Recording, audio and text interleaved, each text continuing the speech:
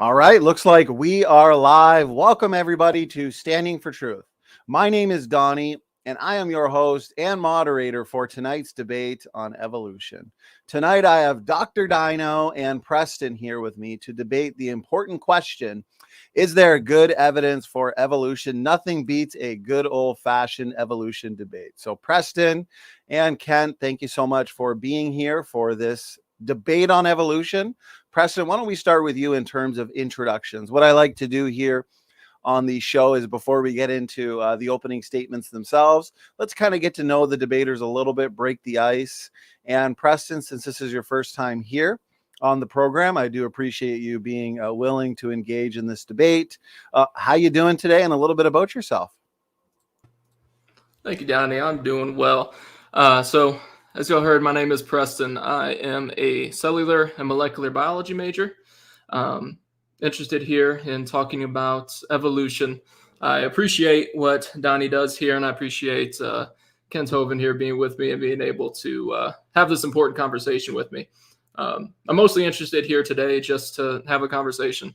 I know it's coined as a debate, but I just want to talk. You know, me and Kent I'm sure, have way more in common than we have differences, and this one belief that we differ on doesn't of course define us. So I think we can have a friendly conversation, have a little banter, and hopefully some people in the audience that may be leaning one way or another, they can maybe see a truth on one side or another. I just hope that they are willing to have an open mind and hear what both sides have to say.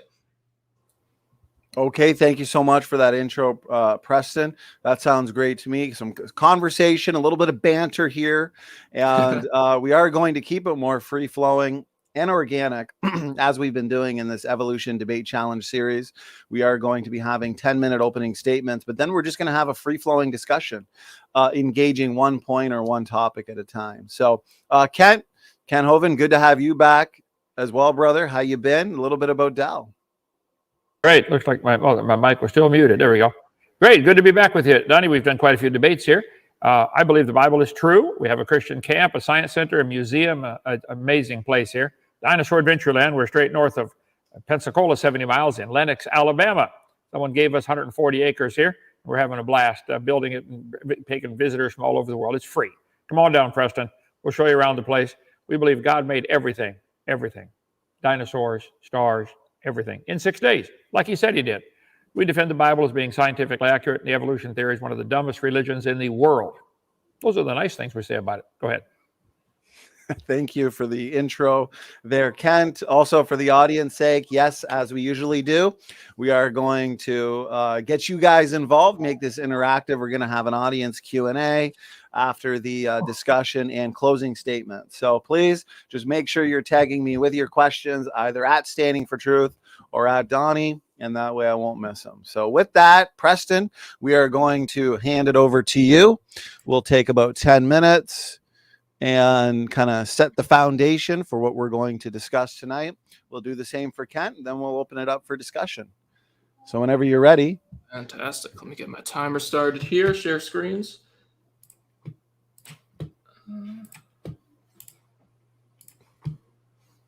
Y'all should be able to see that, correct? Yes, looks good. Fantastic. So again, I want to appreciate everyone for being here, and for Donny and Kent for giving me the time to come here and spew my beliefs. But the topic for today is there good evidence for evolution? And I think that's an undoubtable yes. And I'm going to show just some brief explanations of why I believe so, and break down some evidences that I have that I think are relatively easy to understand. I'm not going to get into anything too complex, anything too scientific. So first, I want to start with what do we know? Unequivocal facts that we know about the universe, okay? We know that closely related organisms have closely related structures. We know that closely related organisms share more DNA with each other than they do with distant cousins. We know that mutations happen and that they are passed on to offspring, and these mutations can be deleterious, they can be neutral, or they can be beneficial. We know that speciation happens, and we know that the farther you dig into the ground, the simpler organisms become, and the more similar to each other they become. And now, what does evolution actually say? I hear people kind of mischaracterize what the theory of evolution actually is quite often. And what evolution actually says is it takes the fact that organic life is already on Earth. You can come up with any theory you like about how life got here that is independent of evolution. If you want to believe God created the first life, you're more than welcome to that, because that's pretty much all we got on the science side as well, right? So organic life is on Earth, and over time, this life can and does change. Again, doesn't make any claims about how the universe started or how life started either. And now I want to talk about fossils. I think fossils are a very easy way to see the changes through time of organisms. So evolution predicts that as you dig deeper, as you go back in time, organisms are going to get more similar, assuming they're related. So fossils of seemingly dissimilar organisms show structures that are only seen in present-day related organisms. And a very important part of any theory of science is able to make predictions, okay? So a prediction evolution can make would say that cetaceans, which are the whale family, right? Whales, blue whales, dolphins, things like that. Evolution says they evolved from land mammals. So therefore, as we dig deeper, we should see whales and whale ancestors become more similar to what your average land mammal will look like. And I have this here. How did the blowhole get there? That's always the question, right? If they came from a land mammal, how to get there? Well, this is a diagram showing some evidences of skulls traced back from the shallowest in the ground on the bottom right to the deepest in the ground on the top left.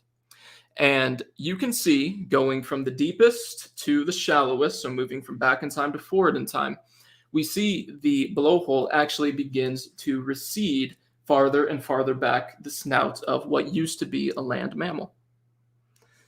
And now I already can kind of figure out what the next question would be if you don't buy into this. Well, how do I know any of these are related? Well, modern day whales have a very, very, very unique middle ear structure. You can see that on the right. This middle ear structure is surrounded by a bony labyrinth. It almost looks like a seashell. And this is only found in whales. Cetaceans are the only vertebrates that have this structure. So evolution can predict that fossils of whale ancestors should show, at least in part, this unique structure. And I want to introduce you to Endogenous. This is, from what I could tell, the farthest we can go back and say this is definitely a whale ancestor. And I completely understand and fully admit that seeing that jump from an Endogenous to a fin whale on the right is a little far-fetched. But we can track this because Endogenous shows this exact same middle ear structure. The exact same middle ear structure, which again is only shown in present-day cetaceans. Only in cetaceans. No other vertebrates anywhere on the planet has this middle ear. So since we already know for a fact that you pass down genes and you pass down traits to your offspring, it's a rule of the universe, a rule of DNA. We know that this unique middle ear structure had to have passed down, and we can track this up through the geological column, which coincides just perfectly well with the recession of that blowhole. This I want to hit on just briefly because homologous structures are done to death, and I fully agree with that. They're done to death. I'm pretty sure everyone knows what a homologous structure is at this point. Similar structures that we say evolved from a common ancestor. And creationists often say that this is proof of common designer, and it's hard to debate that, right? Well, it could be. However, in the face of analogous structures, the common design argument falls a little flat. So analogous structures are structures that share the exact same function as each other, but are built in different ways. The example I have on the screen here is blood. So mammals, fish, they use a protein in their blood that carries oxygen. Remember, blood's main function is to carry oxygen. They use hemoglobin, and that gives it its characteristic red color.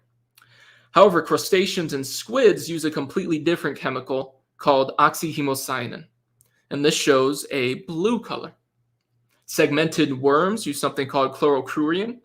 This is a green color. Marine worms use hemerythrin, which shows a purple color.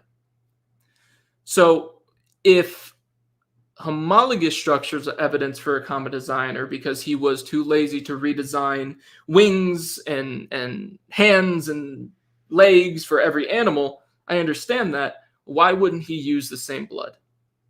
Blood has the same function throughout all of these different blood types, only differing in the molecule that carries oxygen. Maybe he did it because he likes pretty colors. I don't know.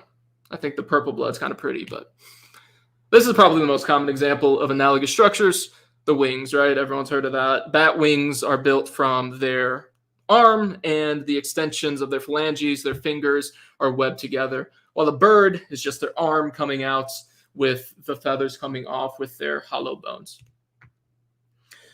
And I'm running a little low on time here. I got about 2.5 minutes left. So I just want to rephrase what I believe the creationist argument to be. And it's an argument that I completely understand and identify with. Okay? So everyone knows that a Chihuahua is a descendant of a wolf. Common knowledge, it's well documented how we got from wolves to Chihuahuas. No one's going to argue against that. However, imagine we take a Chihuahua, we go back in time, and we show it to the earliest hunter-gatherer humans and say, look, this is a wolf. What is the hunter-gatherer going to say? They're going to call you crazy. They're going to say, that's not a wolf. It's not the same size. It doesn't have the same build. It's nothing like a wolf. It's closer to a rat than a wolf, right? So my question would be, how would you prove this to them? We know for a fact they come from wolves. So how would you prove this to an early hunter-gatherer? And in my opinion, this is what the issue lies that a lot of people have with evolution, is the same idea. They see two seemingly unrelated organisms, right? For here, I have two tetrapods shown. So taxonomy classifies these in the same clade, so they are related. They're both tetrapods, meaning they're vertebrates and they're four-limbed. And you could say there's no way those two are related because they look nothing alike, just like a hunter-gatherer would say there's no way the wolf and the Chihuahua are exactly alike, or are alike or are related because they look nothing alike. And the argument that a creation would make against this slide here, saying these two are related, I believe is the same argument from not being able to grasp how things would change, like a hunter-gatherer would from a wolf to a Chihuahua. But they are related. We can see here, as you dig deep enough, you don't find tetrapods. You don't even find vertebrates. If you dig so deep, you only find invertebrates, like what we see on the left. Get to a certain layer, digging higher up, we only see vertebrates and invertebrates, but we don't see tetrapods. And then eventually we get to a point where all of a sudden tetrapods are seen in the geological column, meaning that they must have appeared and evolved and changed over time, because there are strata that we see certain types of organisms, and in certain strata, certain types of organisms are not present. And with that, I think I'm out of time, so I will end that there. Okay, Preston, thank you so much for your 10-minute opening argument. I appreciate the visuals as well. What we'll do is hand it over to Kent now for roughly 10 minutes, and then we will jump into a discussion where we are engaging each point and topic at a time. So here we go. Kent, whenever you're ready, the floor is yours. Well, thank you so much. Appreciate that, Preston. You've been thoroughly indoctrinated by your university. They're doing a great job of brainwashing you to believing their propaganda. I'll take on every professor in your university all at the same time. Some of the things you taught, I know this is what they teach. I was taught the same things. They're simply not true. First of all, there is no such thing as a geologic column. It does not exist anywhere. You don't go back in time when you dig deeper. You go down in the earth when you dig deeper, okay? This textbook shows the so-called geologic column, and it says the bottom layer is 2.5 billion years old, and the top layer is only 10,000 years old. I say, excuse me, where's this new material coming from? Outer space? All the layers are the same age, Preston. If you shuffle a deck of cards, the top card's not younger. Every speck of dirt on the planet's the same age. You don't go back in time when you dig down. All the layers, they're not different ages. This new material has to be coming from outer space to be a different age. There is no such thing as a geologic column.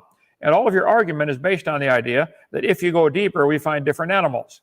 Well, first of all, who's doing the checking and who gets to publish the material? It has to match their religion.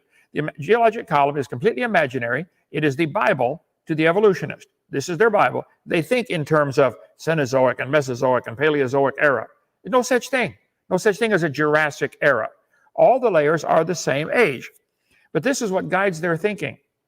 They think their life, their world around them, they history that way. If you shake a jar of mixed materials, gravel, sand, clay, like we have in our gravel pit here, it'll always settle out into layers. And all the layers are the same age. How can the top layer be younger? Did it come from outer space? Now, it's a fact the Earth has layers. It is not a fact. Evolutionist says they formed slowly over millions of years. I say, really? Where did it come from? Creationist says these layers are all from the flood, which would shake up all the layers in a heartbeat. We have this little thing here. We flip over, different colors. It's only got 2 colors, but it'll make 20 or 30 layers of sand in here in minutes. It doesn't take millions of years. The flood is what formed all the layers in 1 year. The geologic column is the Bible for the evolutionist. It can only be found one place in the world, and that is the textbooks. This textbook author admitted it, probably got fired for admitting it. If there were a column of sediments, unfortunately, no such column exists. Somebody said, oh, we found it in North Dakota. Well, look, there's a random chance if 10 billion people all over the world all shuffled a deck of cards. I suppose there's a chance that we might find somebody to get, all the hearts in together and all the spades together. Wow. That, slim chance, but it could happen. Sure. It's an awfully big world, and the chances of them finding the layers in the order that they said they exist on one place, I suppose this could happen. But the geologic column, if it existed, would be 100 miles thick. It doesn't exist anywhere. That's one of the lies in the textbooks I cover in my video number 4. Your biggest argument tonight was from homology. Let's see, right there, homology, okay? Oh, hang on. Because they are similar, have similar structure, therefore they must have evolved one from the other, okay?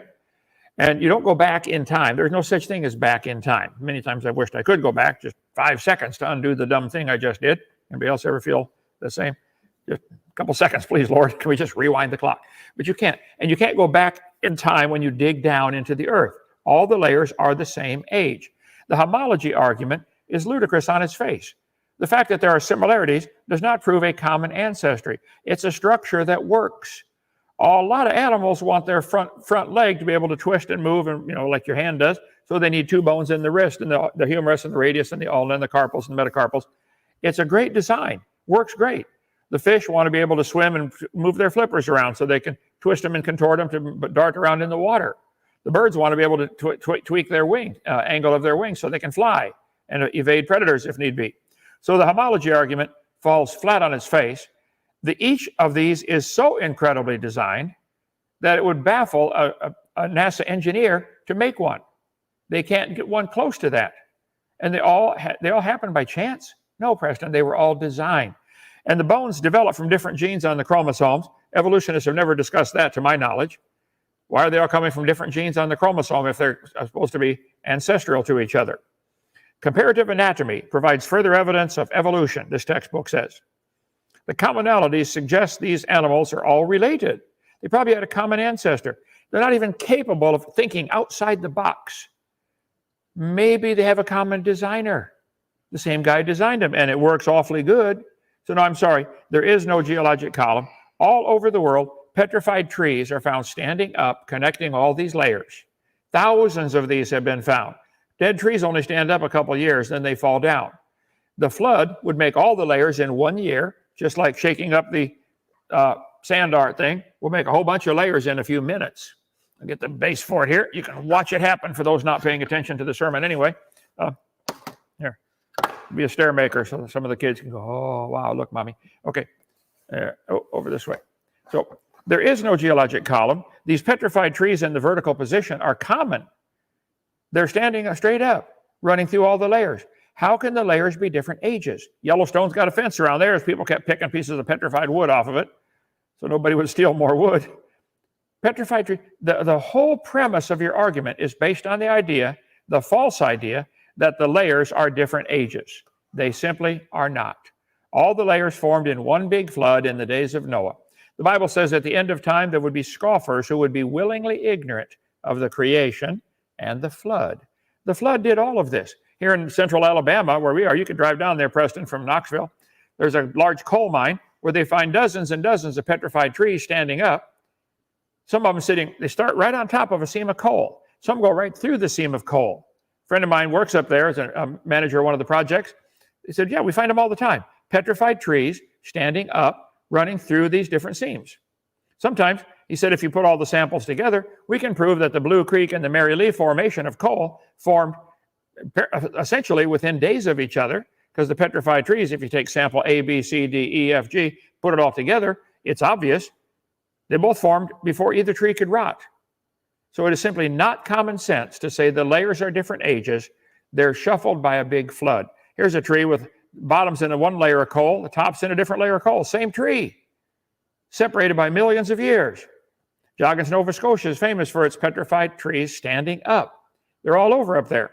Donny, you ought to go get pictures of that. I don't know if you can get over to Nova Scotia. Your Canadian communist government allow you to travel at all? Can you go out of your house? And anyway, go get me some more pictures of this. I got some friends went up there and took a few pictures. I'd like to get a bunch more. Ian Juby's done a lot of research on this, ianjuby.org. If you want to get a hold of him, they're all over the place. So I think your whole premise that the layers of the earth are different ages, there's where it's flawed. You said several other things that are just, I think, fatally flawed. Let me get my notes here. You said, there's evidence for evolution, undoubtedly, yes. Well, no, it is doubtable. And a good scientist would always doubt and say, wait a minute, let me just rethink this. Is this propaganda?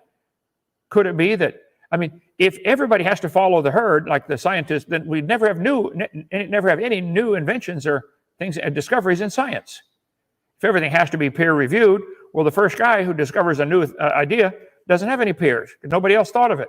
First guy to make an airplane, who's going to peer review his stuff?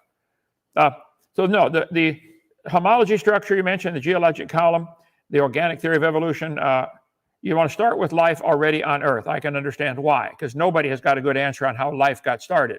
Therefore, you don't have a complete theory. My theory says somebody outside of time, space, matter had to create time, space, matter, create the Earth, started life, and he gave all the life forms the ability to produce a variety of offspring. It's true. Dogs always make dogs. Coyotes and dogs and wolves are probably all the same ancestor. We cover all that in my video series, number 4. Let's see. I wanted to get that one. There are all kinds of cows in the world, and they can jump, some of them. But there's a limit. They're always going to be cows. They got a cow jumping over a 6-foot fence. That's pretty high. I don't think they'll ever get a cow to jump over the moon, though. There's a limit. Preston, there are lots of variations that happen. No question. Variations between Chihuahua and Great Dane are pretty incredible. But there's a limit. They'll never get a Chihuahua the size of a flea or as big as an elephant or as big as Texas. There's a limit. So 400 breeds of cattle might have had a common ancestor called a cow. That's not evolution. That's a variation of the same kind. God said they would bring forth after their kind. He said it 24 times in the first 7 chapters. That's all we've ever seen. Nobody's ever seen a cow produce a non-cow. But you guys want to have the cow coming from an amoeba along with the frog and the butterfly and the bird and everything else. This is the propaganda they're teaching you, Preston. You should get your money back. They're lying to you. There is no evidence whatsoever of a butterfly producing a non-butterfly ever, or an amoeba producing a non-amoeba. But they teach right here, the butterfly, or the amoeba turned into all the animals. This is absolute propaganda. Variations happen, but they're limited to the same kind every time. Your turn. Go ahead. Okay, Kent, thank you so much for your 10-minute opening statement. Gentlemen, we're just going to get right into the open discussion now. And since Kent just ended, Preston, why don't we give you the floor to pick the first topic, ask the first question, and basically start us off in this open discussion portion. And also a reminder to the audience as the discussion is taking place, when you send in your question, just make sure that you're tagging me, and then that'll be the best way for me not to miss it. Okay, gentlemen, the floor is yours. Go ahead. Fantastic. Thank you. So I do want to mention one thing. Kent did call me out and say I said evolution is undoubtable. And I fully agree with everything that he said after. I shouldn't have said that. I fully agree that science has its basis in doubt. So I should not have said that I shouldn't doubt evolution. I think I have doubted evolution in my own time of watching these debates. I found things that didn't make sense to me at the time, and I did doubt, and I went and did my own research. So I fully agree with everything you stated there, that saying it was undoubtable was a poor choice of words. What I more meant by that was I believe we have sufficient evidence that at this point, with the evidence that we've collected up until this point of time, evolution is a very sound theory. Hope that clears that up there. For regards to what we should talk about first, can you pull up, Kent, if you do not mind, you were talking about the geological columns, and you had something in the textbook from HBJ Earth Science that said there's no evidence, like no such column exists or something. Okay.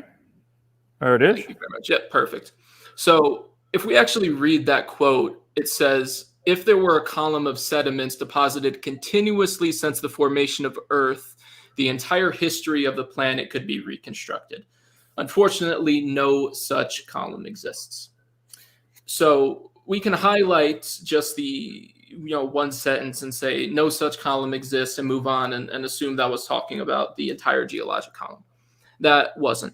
That's talking about specifically sediments, sedimentary rock. And I agree with this.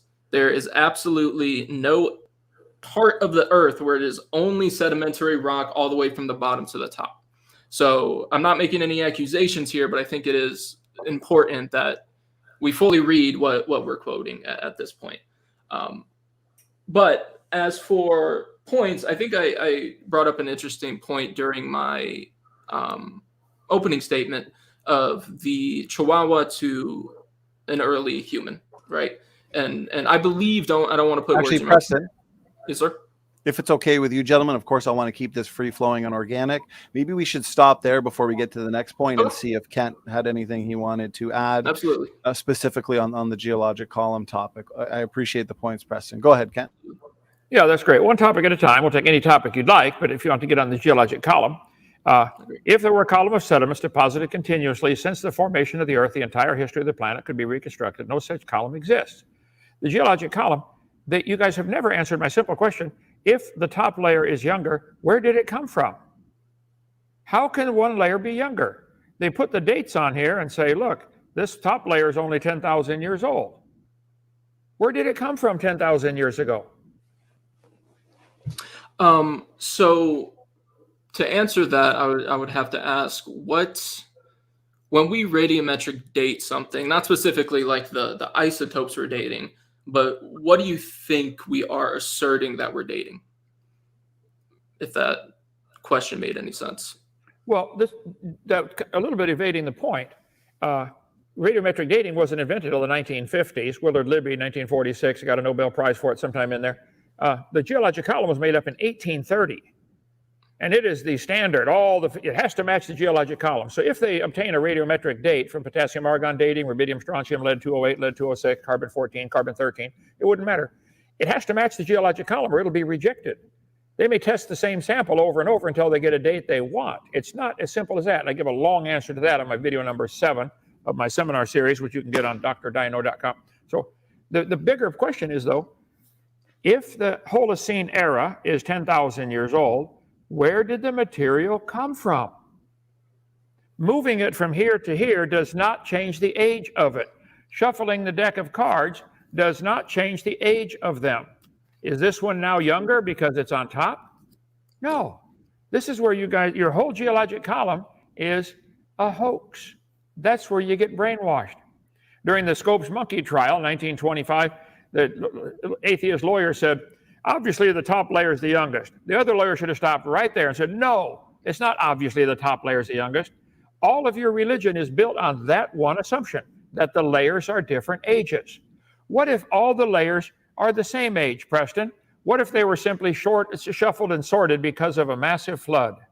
Then you would probably find animals in different layers, like similar body density. Maybe all the fish would be in the same layer because they have a similar body density. Okay? Sorry, I don't want to cut you off, but yeah, kind of heading fast. So I want to go back to not, you weren't changing topics, but I want to address. No. I want to know the geologic column. Where's the top layer coming from? Absolutely. You said they're different ages.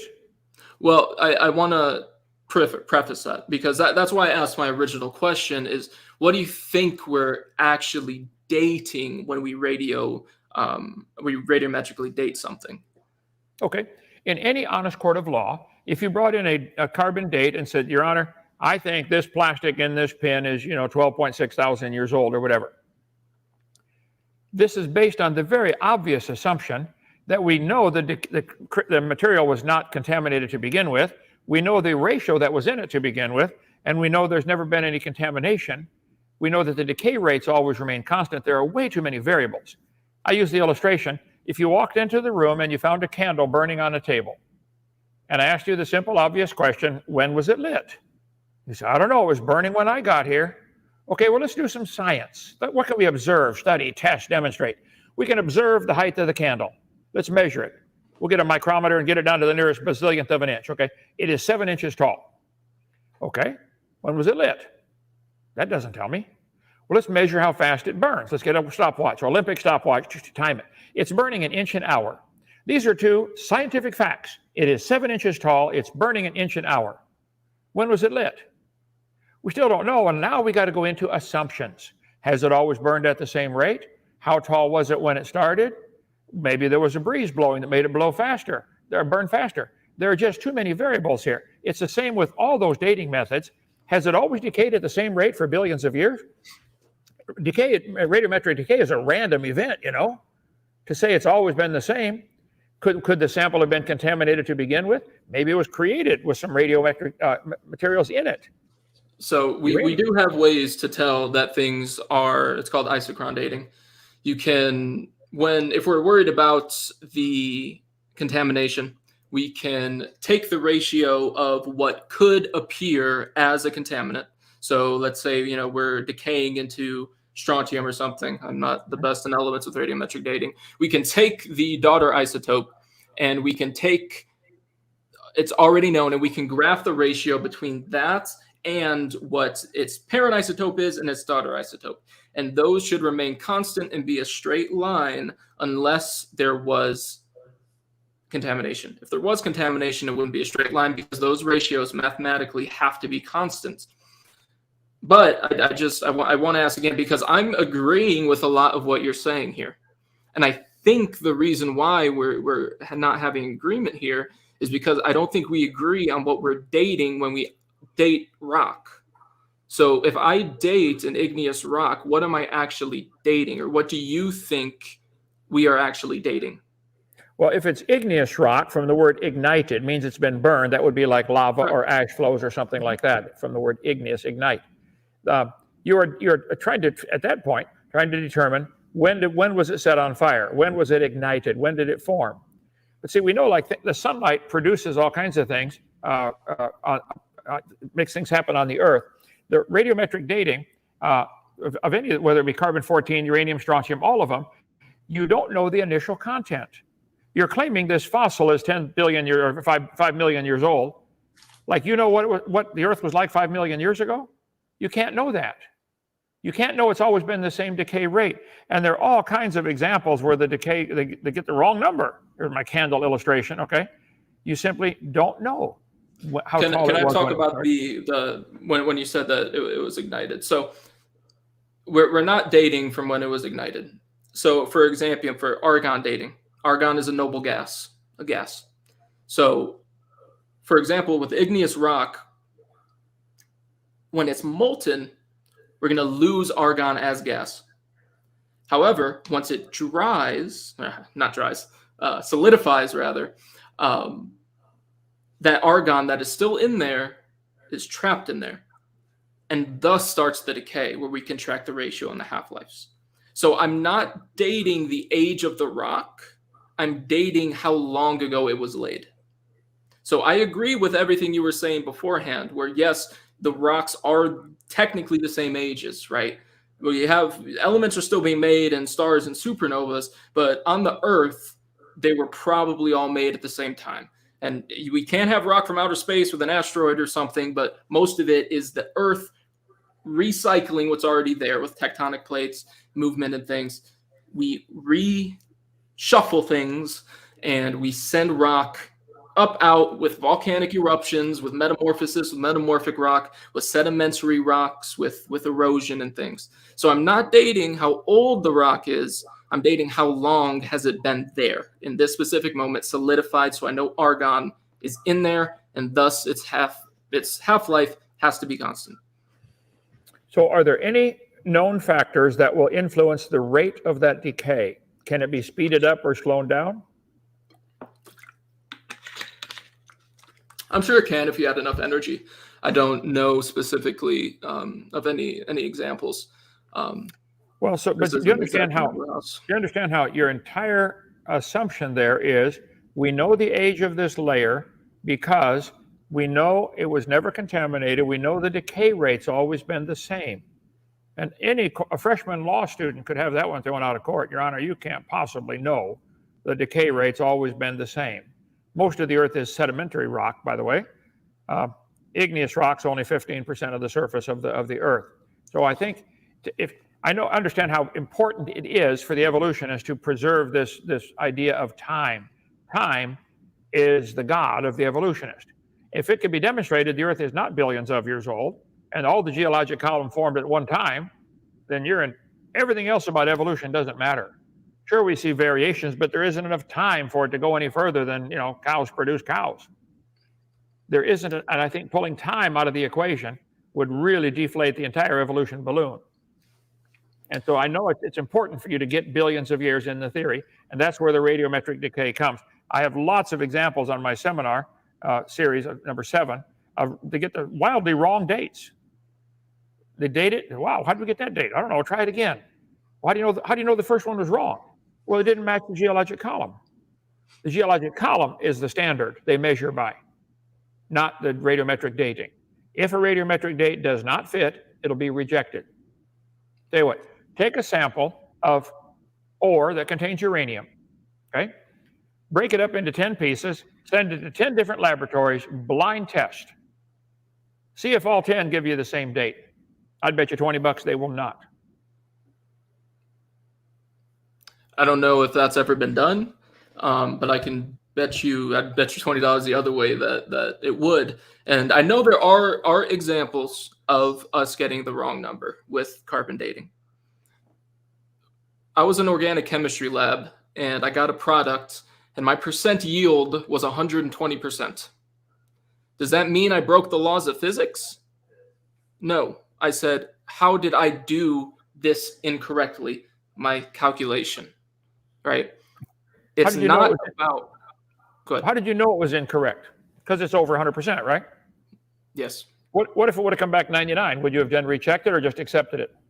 I probably would have rechecked it because that's not even cells can get to that degree of yield. See, you could tell, obviously, this can't be right. But had it been within a reasonable range that you expected, you would have accepted it and not retested it. I think that's not wise for a scientist. You should always be willing to be suspect of everything. Geologic column invented in 1830 before they had any of these dating methods. Absolutely. Well, that's why we test in science. We don't do an experiment once and say, this is how the universe works. If another student did the exact same experiments and got a wildly different percent yield, then we would know something happened with one of us, right? That's the basis of science. And these radiometric dates weren't just gotten once and then we said, okay, that's the age of the universe or the age of that layer.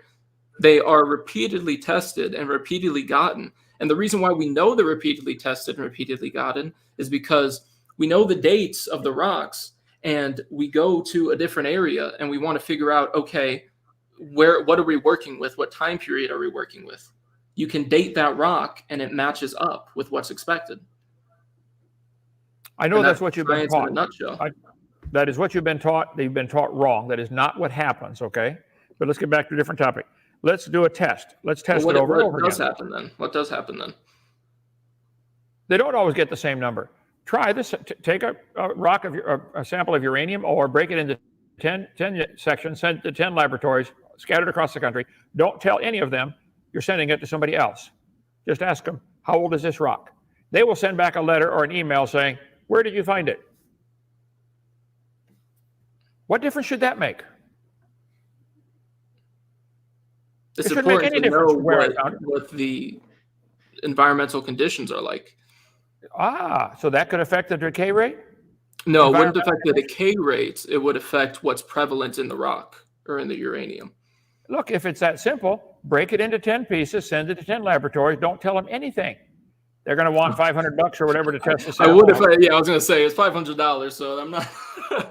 As a college student, I don't exactly have those funds, but I'd be willing to crowdfund it for sure.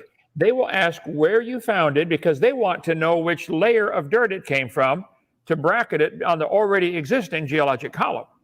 They start with the assumption, oh, you found it in the Cenozoic era, therefore it must be this age. You shouldn't have to tell them anything, nothing. Don't tell them where you found it or anything. Say, here's my $500, test this for me. And I tell you, they will get different numbers. That would be science. Not if they're testing it. Radiometric dating is relatively, you put it through a mass spec and see how much of the isotope is there or not. Sure. I mean, it's not a complex thing. I could do it at my university right now. Sure. Try it 10 different times, get 10 different students to do it, see if they get the same number. Now, there have been farmers who've been testing this for thousands of years.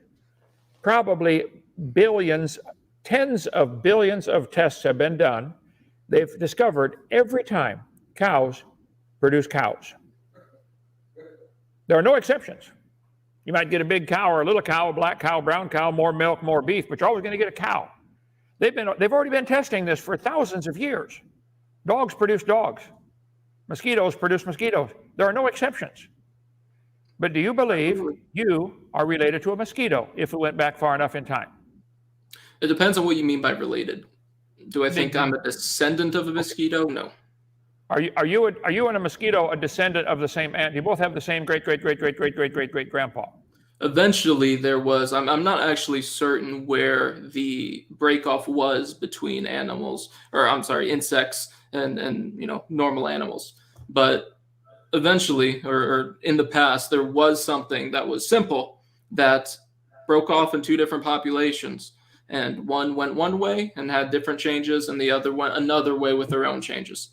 And thus it led to different forms of life. Well, this family tree I'm showing here, I forget which textbook this is from. I have how many textbooks here? 100 of them. They all teach this same concept, that all life forms came from a common ancestor, which was a single-celled creature like a protozoa or an amoeba or a bacteria, a single-celled creature of some kind. They have the humans, the birds, the reptiles, the insects, the plants, and the worms all going to a common ancestor. I think this is propaganda. Every farmer that's been testing this for all of observable history says cows produce cows, they don't change. But this textbook is teaching the kids the amoeba somehow changed into a pine tree and a dinosaur and a human over billions of. First of all, there's not enough time for billions of generations, which is why time is so important to the evolution theory.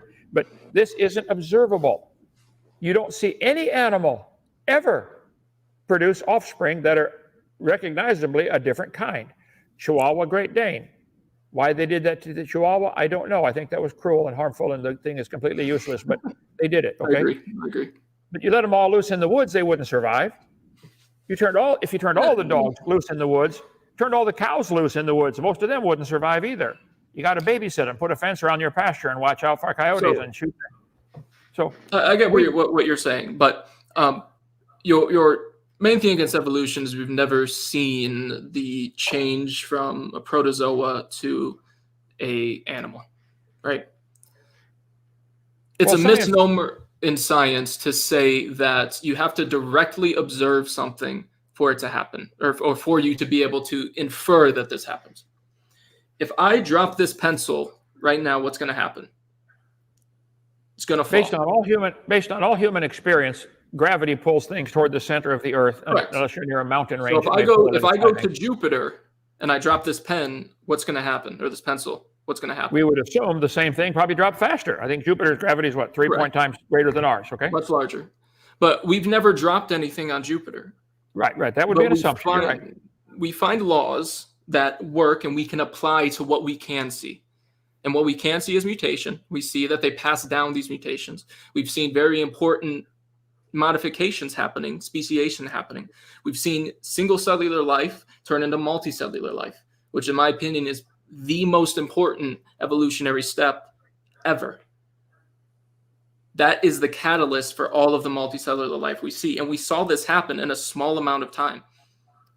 So we can take what we see and we can extrapolate this out to the history of the universe. Just the same way I know dropping a pen on Jupiter is going to fall because we observe gravity here and we know for a fact it has to happen there. We observe evolution in the small scale here and we know it has to happen going backwards.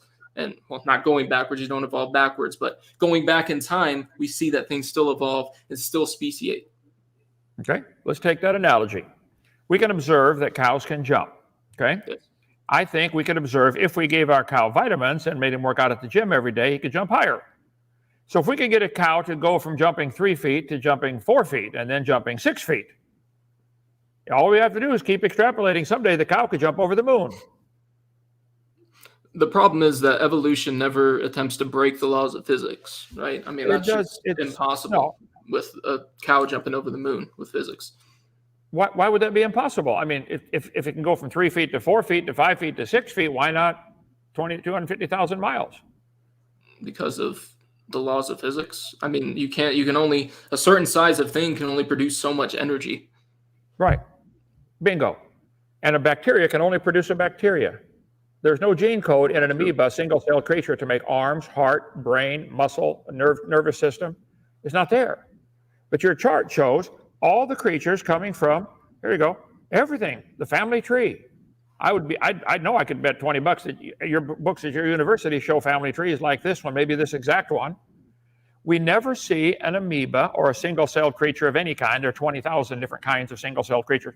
We've never seen any of them change to something else. Where is the gene code in a protozoa to make an eye or an ear or a lung or a gizzard? It's not there because it's not multicellular. Yeah, I agree with that. Even if it was multicellular. We've seen that change of single cell to multicellular. Well, I know you've been taught that. You've been taught. I disagree completely with that also. If you want to go to that topic, let's see, have they seen multicellular, single cell to multicellular? We can, if you want to go on to a different topic. But back to your whole education is based on a completely faulty assumption that the Earth is billions of years old and the layers are different ages. Not true. The Earth is about 6,000 or 7,000 years old, and all the layers formed in one flood. I just explained that we're not testing the age of the rock. I'm testing when it was layered, and to use your own argument, because I agree with the shuffling of the cards. No cards are different ages, and I'm not claiming that all the rock on the Earth is different ages. I'm claiming that they were laid down at different times, which I think even you would agree with, right? I mean, if you have layering, then they have to be layered at different times. No, I think if you go to Google the video experiments in stratification, we're at the Navy laboratory in Colorado, of all places. They don't have an ocean in Colorado, but they have a Navy laboratory where they poured sediments into moving water, moving laterally. And it made 8 or 10 layers simultaneously. You can see the layers forming, not this way, they're forming this way. But they were sediment. All the sedimentation is happening horizontally, not vertically. So the idea that the layers are different ages is just that simple experiment they did said, wow, these layers form sideways. If the Earth, let me get my globe here. No, never mind. If the Earth under Noah's flood had the moon going around, still pulling the water up and down, the tide, or actually holding the tide while we spin under it, the water moving up and down in a tide also has to be moving in and out. I agree, but it's sediment. It's sedimentary, so it would be sedimentary rock. Most of the rock is sedimentary. Yeah. I can't make any claims about that. Geology is not my strong suit with regards to the different kinds of rocks. I think I would agree with that. But so remember when we first started, I had you go back to that slide that you had that said that there was no single layer of all sedimentary rock. And there's no column of that, and I agree with that. So while that analogy works, that yes, multiple layers can happen really, really quickly with sediments. And so, but the entire Earth is not sedimentary rock. We have igneous and metamorphic rock. So they had to be, even if you want to say, I could give you, they happened the day after. So we had all the layers of the sediment happen at day 1, day 0, and then a volcano erupted on day 1 and put igneous rock on top. But what would happen if something died on day 0? What layer would you find it? Well, this opens up another giant can of worms. If something died, how many animals died today? And how many are going to fossilize? Animals don't fossilize unless very special conditions. Noah's flood. Fossilization is rare. Yeah. Noah's flood probably made all the fossils, or nearly all the fossils on the planet. Animals died by the billions today. None are going to fossilize. Fossilization. The fact that we have fossils at all indicates a flood. Mount St. Helens made a whole lot of igneous material, and metamorphic changed by heat and pressure. We can move on to this topic after that, but we could go back to what we were saying, because this is very important, especially for people listening, right? Like if day 0, you have the sedimentary layer rock happen, sediment happens. Day 1 or day 0, sediment, day 1, volcanic eruption, igneous rock. If something died on day 0, where would you find it on day 3? Well, depending on the conditions, the igneous rock may have completely dissolved it and melted it and disappeared, turned it to ash. But we did see this happen at Mount St. Helens. It did happen at Mount St. Helens. It formed hundreds and hundreds of layers in one volcanic eruption, maybe even thousands of layers, depending how you want to count them. All these formed in one eruption. Would they all date the same age? All came from Mount St. Helens. You think they all would? I disagree. More or less. I mean, you could. I don't know how accurate the dating is, but technically they could be laid at different times. I'm sure the bottom layer dried before the second layer, because that's how it has to work. But if something died when there was only the first layer, where would it be? I mean, it's a simple question. I mean, what if sediment happened day 0? Yeah, assuming the igneous rock was not hot enough to destroy it, it would be between the 2 layers, right? Yes. That's how we know things are different ages. When you go back down, you don't even have to date the rock. The farther you go down, the earlier things had, even if you want to say, you think the flood was a year long, right? I don't want to put words in your mouth. I think I've heard you say that. Noah was in the ark for a year. Some parts of the world might have only been covered for a few weeks. We don't know that it was a year. Fair enough. But even if we say something that was underwater for the entire year, right? Constantly layering, constantly volcanic ashes, whatever. Something that died on day 3 is going to be deeper than something that died on day 264. No. Correct? No, not if the layers are forming horizontally. As the tide goes up and down, the water's rushing in. But they're not all sediment. If it was all sediment, I would agree with you. Well, it can reshuffle the igneous rock just as well. I mean, if it dips back in the mantle of the Earth, yes, but not something that's in the column currently in the crust of the Earth. It's that layer between the mantle and the crust that we're recycling. So that's how we know that things get older as you go down. And it makes completely sense that things that are simpler are lower down, and we get more complex as time goes on. So even if we said this happened after a year, sorry, I'll let you talk in a second. I'm taking time, but even if this formed in a year, then evolution just happened at an exceedingly increased rate, because things get so much more different as you go from bottom up and top down. Okay, let's take that analogy. Let's say the flood of Noah created all the layers in 1 year. And all the animals are buried in those, many of them turned into fossils. There certainly are billions, maybe trillions of fossils in the world, if you want to count the microscopic stuff like, single-cell stuff that's fossilized, then it's certainly into the quadrillions of fossils. You're saying if there's one down lower, it was buried first, possibly. But then you're assuming that this order that we see the fossils in shows a relationship of one changing into one above it. You're saying this one is simpler than this one. I'm sorry. This turned into this. My brain shut off for a second there. Can you repeat? Okay. Just about 10 seconds back, I just completely blanked out. So I apologize for that. Let's assume that you are correct, that the bottom layer was laid down before the top layer. But I think if you'll watch the video, Experiments in Stratification, you'll see that is not the case, okay? The layers form horizontally. If 10 or 12 layers, yes. Yeah, if 10 or 12 layers are forming horizontally, you can get a fossil on top deposited first, and then a fossil on the bottom deposited later. This could be younger on the bottom because of the horizontal movement of the water. But then you go right into the assumption that because we have birds on top and clams on the bottom, therefore clams slowly turn to birds because of the order of burial. The fact that they're buried. Sorry, I don't want to cut you off, but real quick, I don't believe clams turned into birds. No. Slowly over billions of years, they change. Nobody has ever seen any animal change to anything else. You showed the whale going from the nostril on the front to the nostril on the back. You don't know any of those are related. There's animals today that got the nostrils on the front. They only produce babies with nostrils on the front. We don't see these changes that they taught you about. Preston, you've been brainwashed. This isn't science. This is a religion. You've been taught a religion that, wow, over millions of years, things can change. Well, we've seen billions of generations of bacteria in the laboratory. They grow up and get married and have babies in 8 minutes or 8 hours.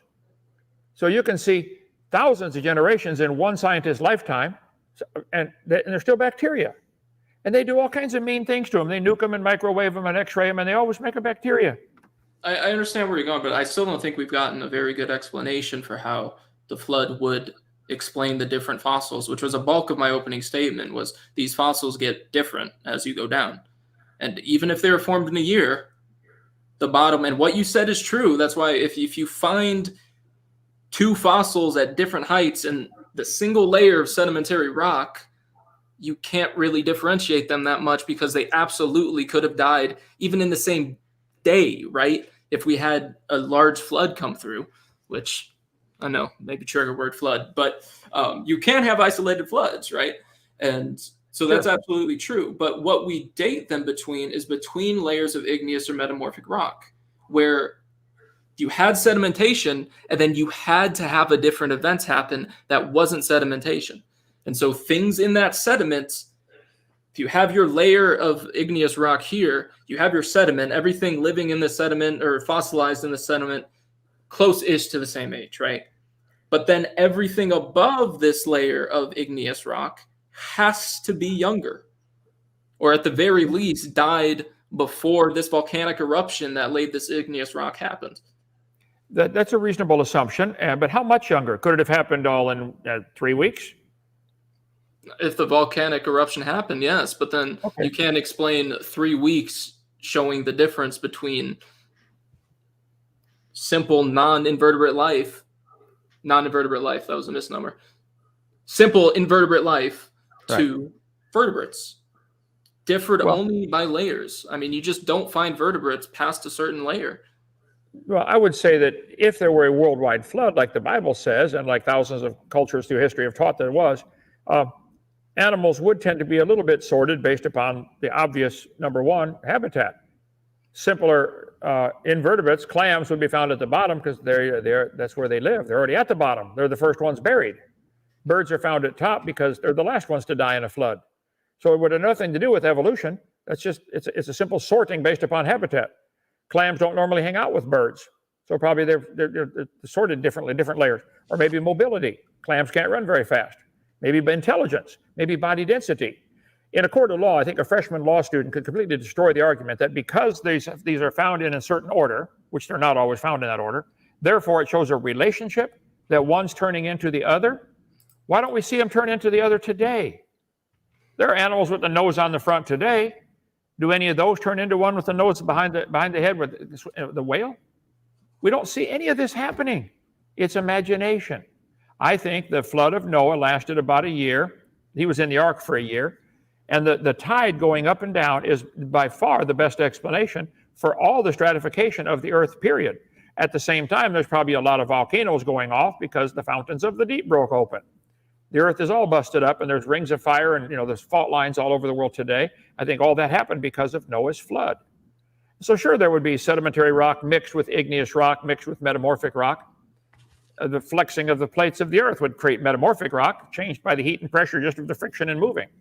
So I think you've been taught that the layers are different ages, and the creatures found in those layers have to be, therefore, one changing into the other. Finding animals in order of burial does not prove one's related to the next. If I get buried on top of a squirrel, does that prove he's my grandfather? No. No. But you're not separated by multiple layers of igneous rock. You'd be in the same sedimentary layer, which I just said you can't differentiate ages if you're in the same sedimentary layer. Okay, so there's a squirrel, then there's a volcano, puts a layer of ash, and then I get buried on top. So therefore, I'm related to the squirrel because there's igneous rock between us? No. The order of burial means zero, nothing. The fact that an animal is lower does not mean it's older, first of all, and does not mean it's related. So kind of rephrase your argument. You're saying that the ages can't differ the deeper you go into the ground, because in the flood, things have different mobility, things have different density, things have different, intelligence. Maybe they can escape the flood better than others. Is that kind of where we're getting at? I said the first sentence, I lost it, what you just said here, but I'm not saying, I'm saying that the layers of the earth could all have been formed in 1 year. We have the evidence for that from polystrata trees. I do want to talk about polystrata trees. So if we finish this point and then talk about polystrata trees, that'd be awesome. Okay, so I pointed out, watch the video, Experiments in Stratification. You will see clearly the strata form horizontally, not vertically. Secondly, the polystrata trees, I think, are evidence the layers are not different age. But then they're just logic. Where's this layer coming from? The geologic column is mostly sedimentary rock. Well, sediment but from... not all. No, not most all of it is. Rock. Where's it coming from? You look at the Grand Canyon, the limestone. They got how many different layers of limestone? Can we go back to that slide because I wanted to talk about that a little bit, the density. The one I just did on which one? Yes, sir. You just canceled out of it. The separating on density and intelligence and mobility and things. Oh, okay. I have 50,000 slides. I can imagine you have a lot. If it's too much of a hassle, you don't have to pull it up. I can find it again in just a minute. But the issue with that statement, it makes sense in theory. That's a good prediction, right? That's the first step to science, is make this prediction. Say, I believe there was a flood, therefore things should be separated based on density, mobility, and intelligence. I think there'd be many factors, okay? First of all, we don't know that the flood was the same conditions every square inch of the earth for the whole time. Some parts of the world might have only been covered for 2 weeks. I agree. Yeah. If there was a flood, it probably wasn't the same throughout. And it wouldn't take but a few hours to kill everybody, if you have enough water. So I think some parts of the world, I'll find it here. Okay, while you're finding that, I agree that your flood. I'll give you the point that the flood was not the same everywhere. Then why are the geologic columns the same everywhere? They are not. Why do we only find the certain... Oh, no.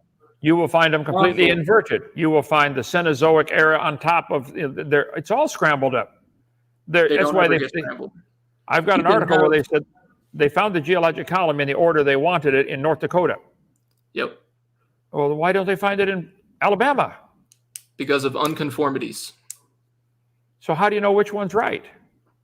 Because when we have the whole geologic column, we have we date them based on the type of rock that's there as well. Not specifically just igneous, specific kinds of igneous rock.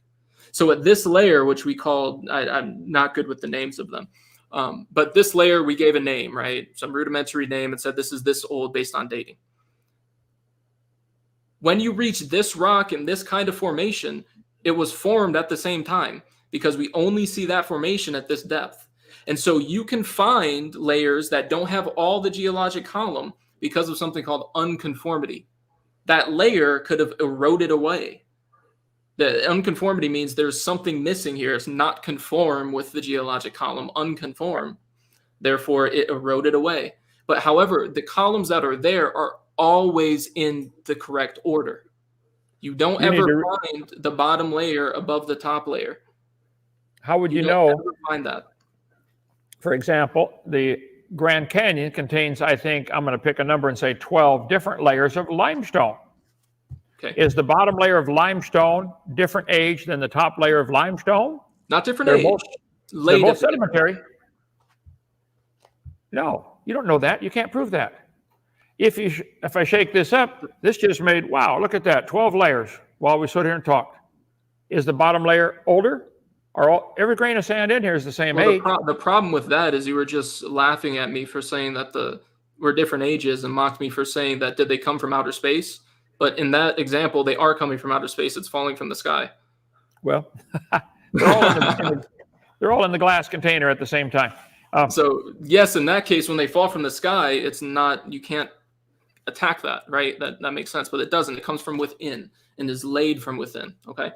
So see, the flood of Noah would shake up and just the fountains of the deep breaking open, the flexing of the earth's crust, the movements of the plates would cause all kinds of sedimentation, scrambled up.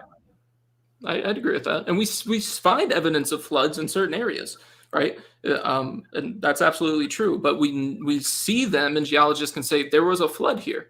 That happens. We see floods, like you said, I'm in Tennessee, right? We flood pretty badly.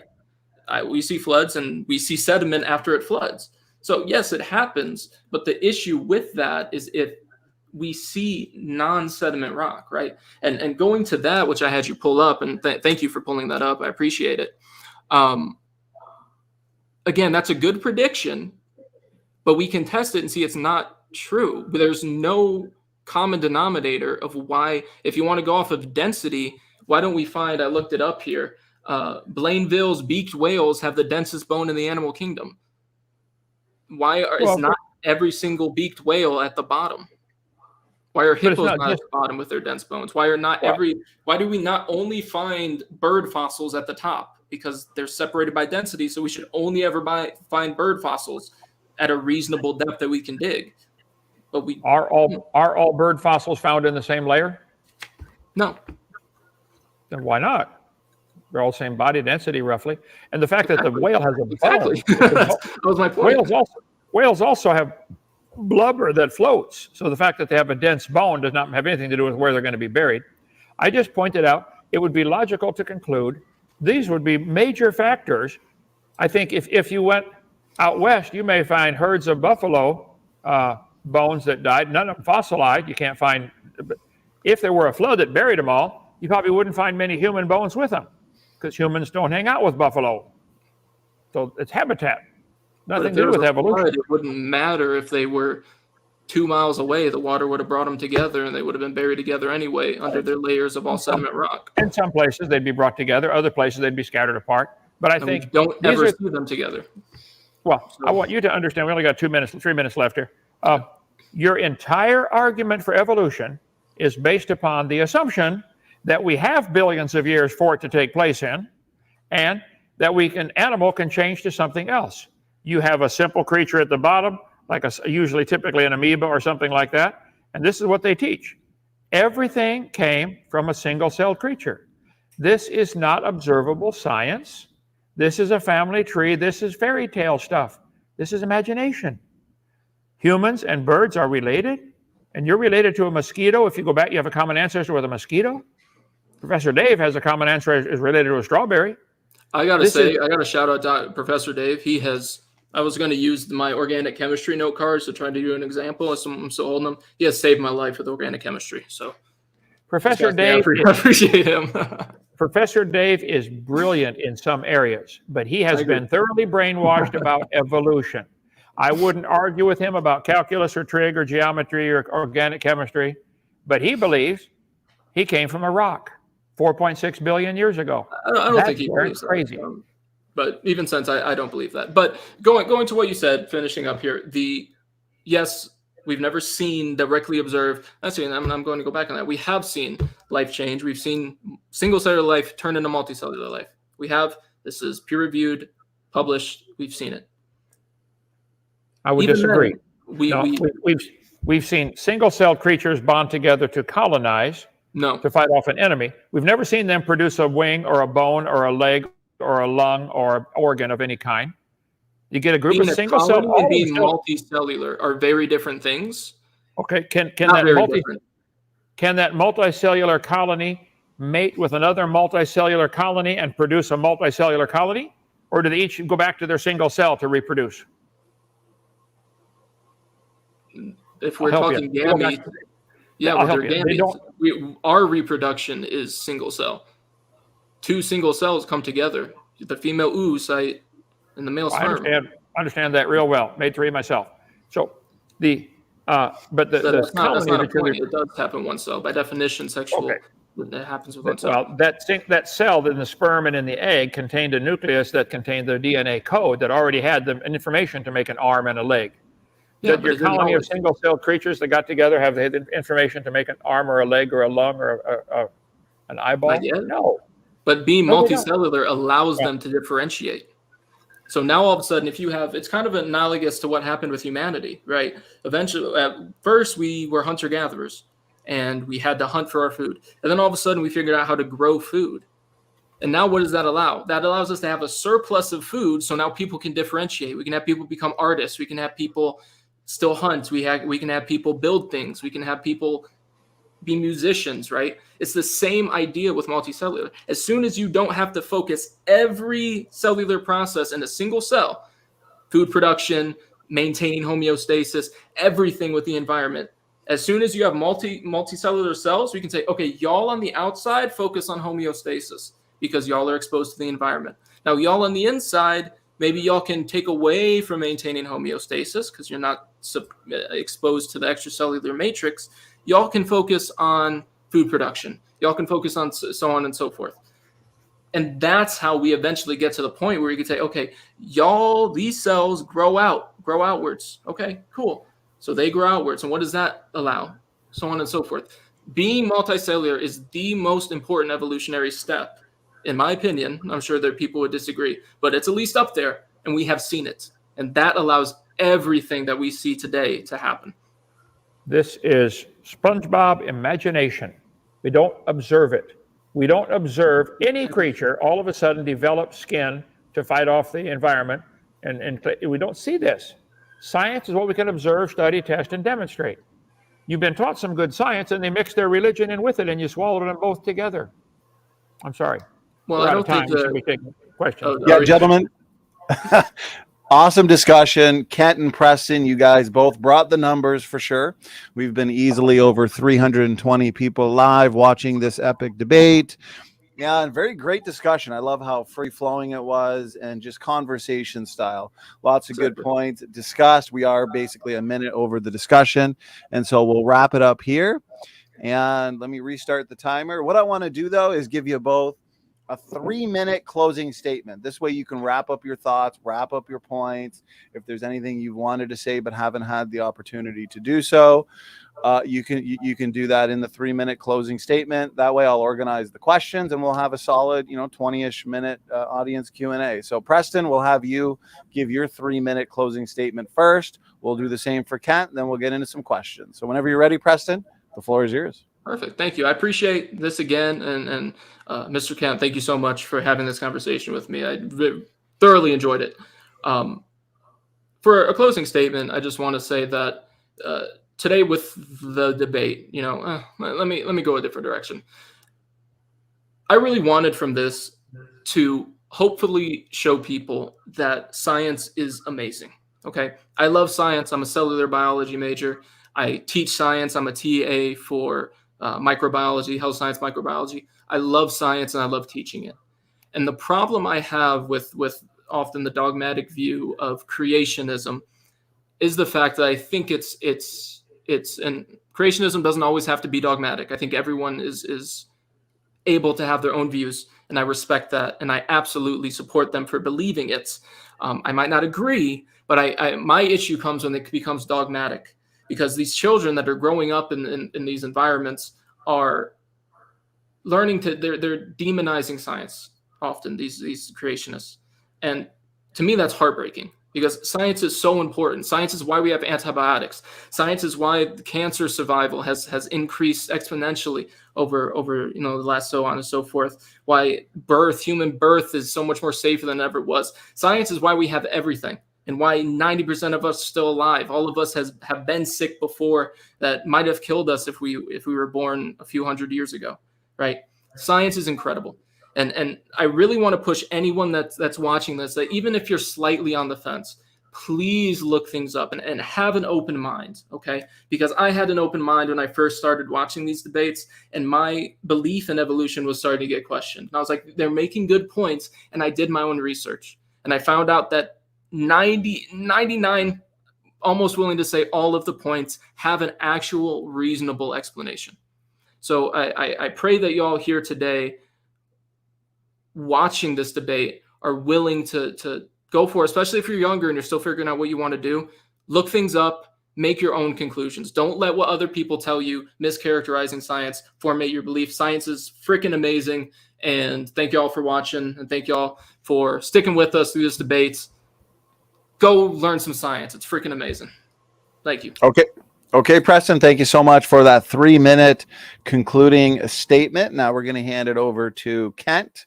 Kent, whenever you're ready, you also have 3 minutes, and the floor is yours. Well, thank you. I would agree that only on the opposite side, it's evolution that is dogmatic.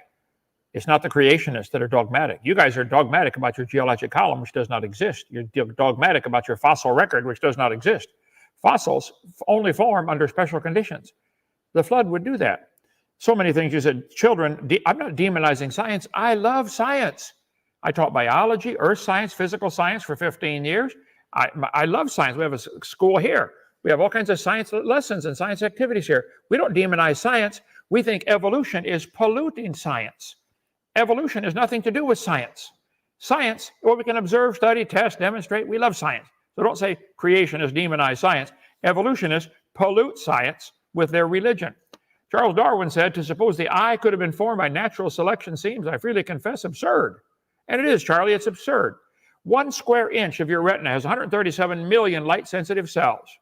You really believe that happened by chance over billions of years, coming from a creature that had no eyes at all? The protozoa, you say it learned to be multicellular, that's another argument. But the single-celled creature got together and became multicellular, and that would cause it to develop an eyeball? This is insane. I debated a guy named Ed Buckner. He said the human eye is poorly designed because the octopus has a better eye. No, there's a long reason for that. Octopus live underwater. Anyway, so even if something was bad design, that doesn't prove it's not designed. I'd say this is a poor design. I'd say that's a poor design, but it's still designed. I'd say that's going to be tough for 2 people to use at the same time. I don't think I'd want to use that one up there with an open wall like that. That's a cool design. I don't know if that's, anyway. Take a drink of water, coffee, it hurts my left eye. That's kind of a poor design, okay? Have the handle on one side and a spike on the other. I think that's a poor design. How are you going to get in? But it was designed by an idiot, but it was poor design. So the argument, I think, I don't have a problem, Preston. I can see the design in nature and marvel at the God who created it. Wow, this guy is amazing. Do you really think all the complexity we see in the fingertips of a lizard happened by chance over billions of years? Do you really think this came with no designer? Nobody designed it.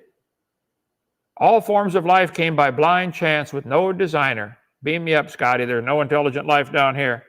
Anybody thinks this happened with no designer, and it all came from a single-celled creature that learned to be multicellular, they need some serious help. I can look at the same things you look at, and I can marvel at the God who created them. Why would a caterpillar want a face that looks like a snake to scare off enemies? How does he know? Does he know his butt looks like the head of a snake? Does he care? This is design all over nature, all over the world. This is phenomenal design. I don't have a problem praising God. You can't do that, Preston. You think nature did it. Nobody ever sees any animal produce a different kind of animal. I think folks that believe they came by chance, there's no intelligent life down here. Open challenge. Preston, pass the word around your university. I will come up there at my expense, debate all your professors at the same time. There is no evidence of any animal ever producing a different kind of animal. Finding them in a different layer doesn't mean one's related to the other. That's not evidence. No evidence at all. You really think this happened by chance? Are you willing to face God and say, God, I looked at these things. I didn't think you did it.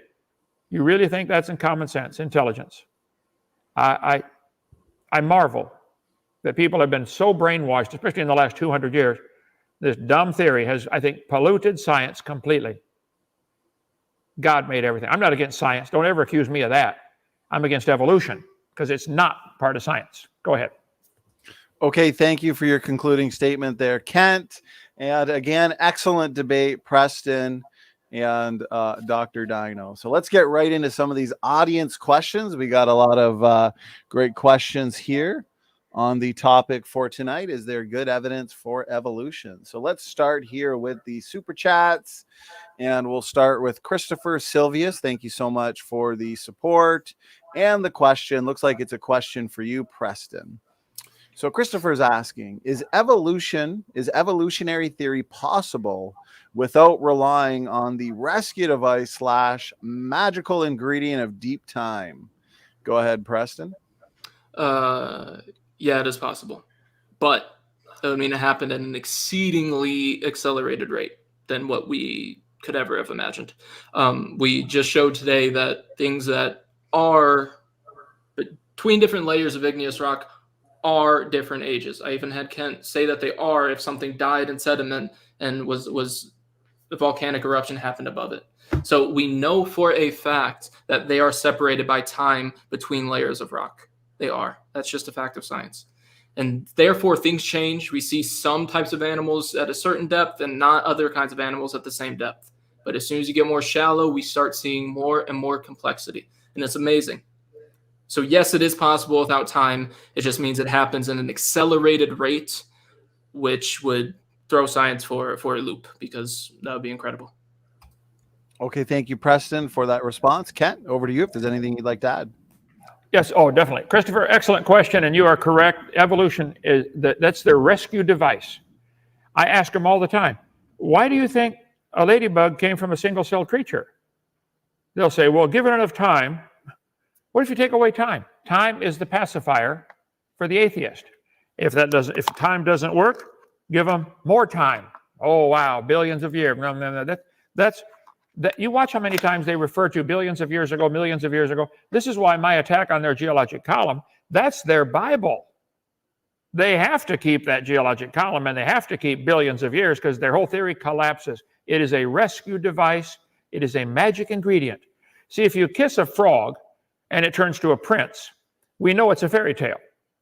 But if the frog turns to the prince over billions of years, now it becomes science. That's the logic. Dumb, real dumb. Go ahead. Okay, thank you, Kent, for that response. Preston, the question was for you, so we'll give you the last word. Go ahead. Oh, actually, Preston, let me just unmute you. Actually, I think you have to. I think that was me. I muted on my end. Sorry. No worries. What was I going to say? I don't really have too much to add. No one says that a frog or a human is a descendant of a frog. But my statement stands, and I don't think I have anything more to add after Kent's. Okay, thank you. Okay, appreciate the question from Chris and the responses from the debaters. Okay, so we've got another super chat here. This one comes from Bob Vandalay. This one is for Kent. Thank you so much for your question there, Bob. How did people of Asian descent get their unique eyelid structure? And how did it come about in less than 4,400 years? Fair question. I don't know the answer for sure, but I know that farmers can take one particular animal and select for a certain trait because they think it looks better, or more milk for the cow, more beef for the cow. It could be that a group of people from Noah's family, as the population was spreading out from the Tower of Babel, they moved off toward China, and maybe several of them had that same unique trait with the fold in the eyelid. Okay, the slanted eyes, for example. They're still human. They're still eyes. They can still interbreed with all the rest of us. So that's a meaningless argument. Chihuahuas can still breed with other dogs. I don't know why anybody want to do that, but it can be done. So it's a unique trait that some have white skin, some have darker skin. Still human, still can interbreed. So the Bible says if they can bring forth, they're the same kind. And the Chinese can still bring forth. How they got that? A good question. Is it a mutation? Is it maybe everybody was that way and we're all mutated? I don't know. Doesn't matter. It wouldn't affect evolution theory at all. I appreciate the response there, Kent. And Preston, over to you. If there's anything you'd like to add, go ahead. Yeah. I think that's a great example of what evolution can explain, but creationism can't. I mean, you find these examples all the time of something where you can ask the creationist this question and they say, I don't know, but it must be this way because no ark happened. Well, evolution can we have the mechanisms for how this can happen, right? It's population isolation. They only interbreed together, especially earlier in human history. People were not traveling as often. So the people that were in the Asian continent or the Asian area of the earth were interbreeding with each other, but not those living in North America. And so any unique traits that mutate in Asia and the population that was living in Asia at the time are going to be passed on only with people within Asia that they can interbreed with. And over time, some person had a mutation that made the eyes a little bit more, I don't even know the right way to describe it, but less wide, I guess you could say. And over time, that continued to compound throughout the population. I mean, just simple as that. Okay, thank you for that response there, Preston. Kent, question was for you. You can have the final word if you'd like it. Yeah, he didn't say anything that would contradict creation. I agree. Isolation of populations causes unique traits to become pronounced. If you took 50 short people under 5 feet tall, moved them out to an island, and they interbreed with each other, pretty soon you'd have an island full of short people.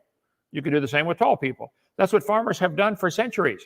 They've taken cows that give more milk and say, oh, wow, let's let these breed and not the rest of them. And pretty soon you got a herd of cows that give a lot of milk. But now you got to babysit them because they'll die if you leave them out in the woods.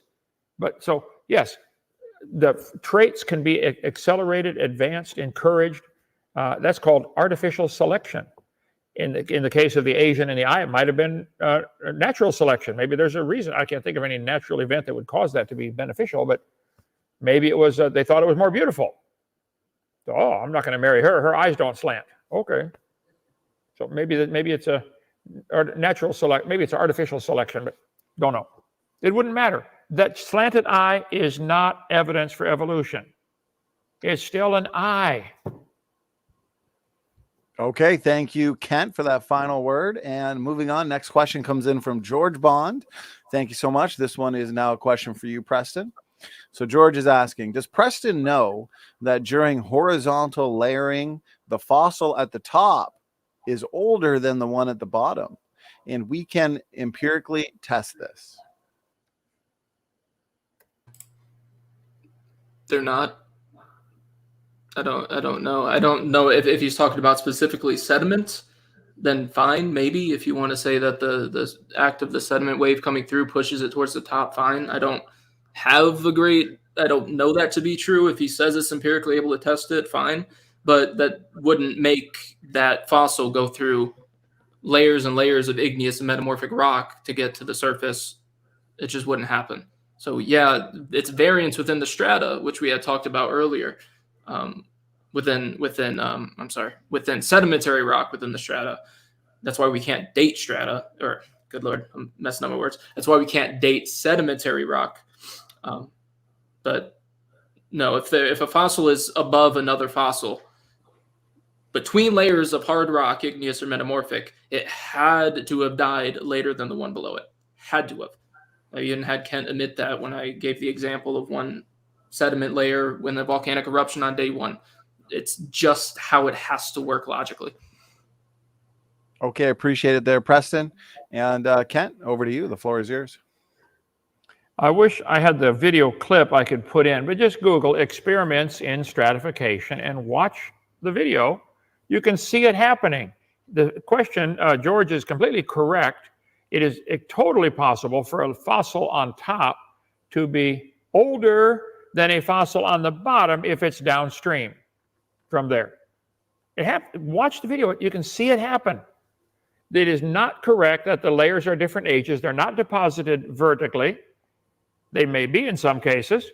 I can make these to get deposited vertically by putting some of the sand on top, or I can just simply tip it. Now they're being deposited by lateral movement. It'll still form layers. A simple sand art experiment will show you the whole geologic column doesn't exist. It's a hoax. There's your Bible, though, Preston. You got taught the wrong thing. Sorry about that. So yes, the question is correct. It is absolutely possible for a fossil on top to be older than a fossil on the bottom because of horizontal stratification. Google experiments in stratification. You can watch it happen for yourself. Okay, I appreciate the response there, Dr. Hovind. And Preston, we'll give you the last word because this one was a question for you.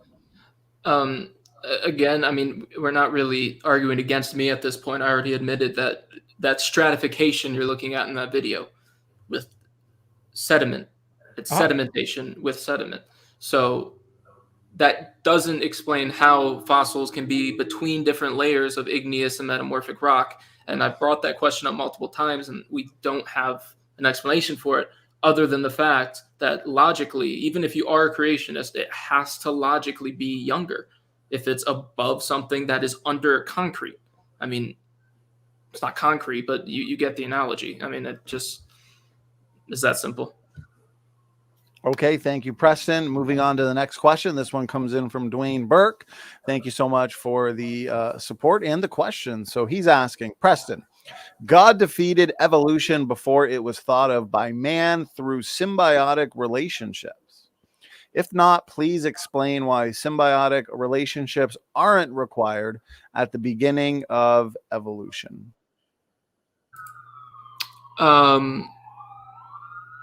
Explain why they're not required at the beginning of evolution.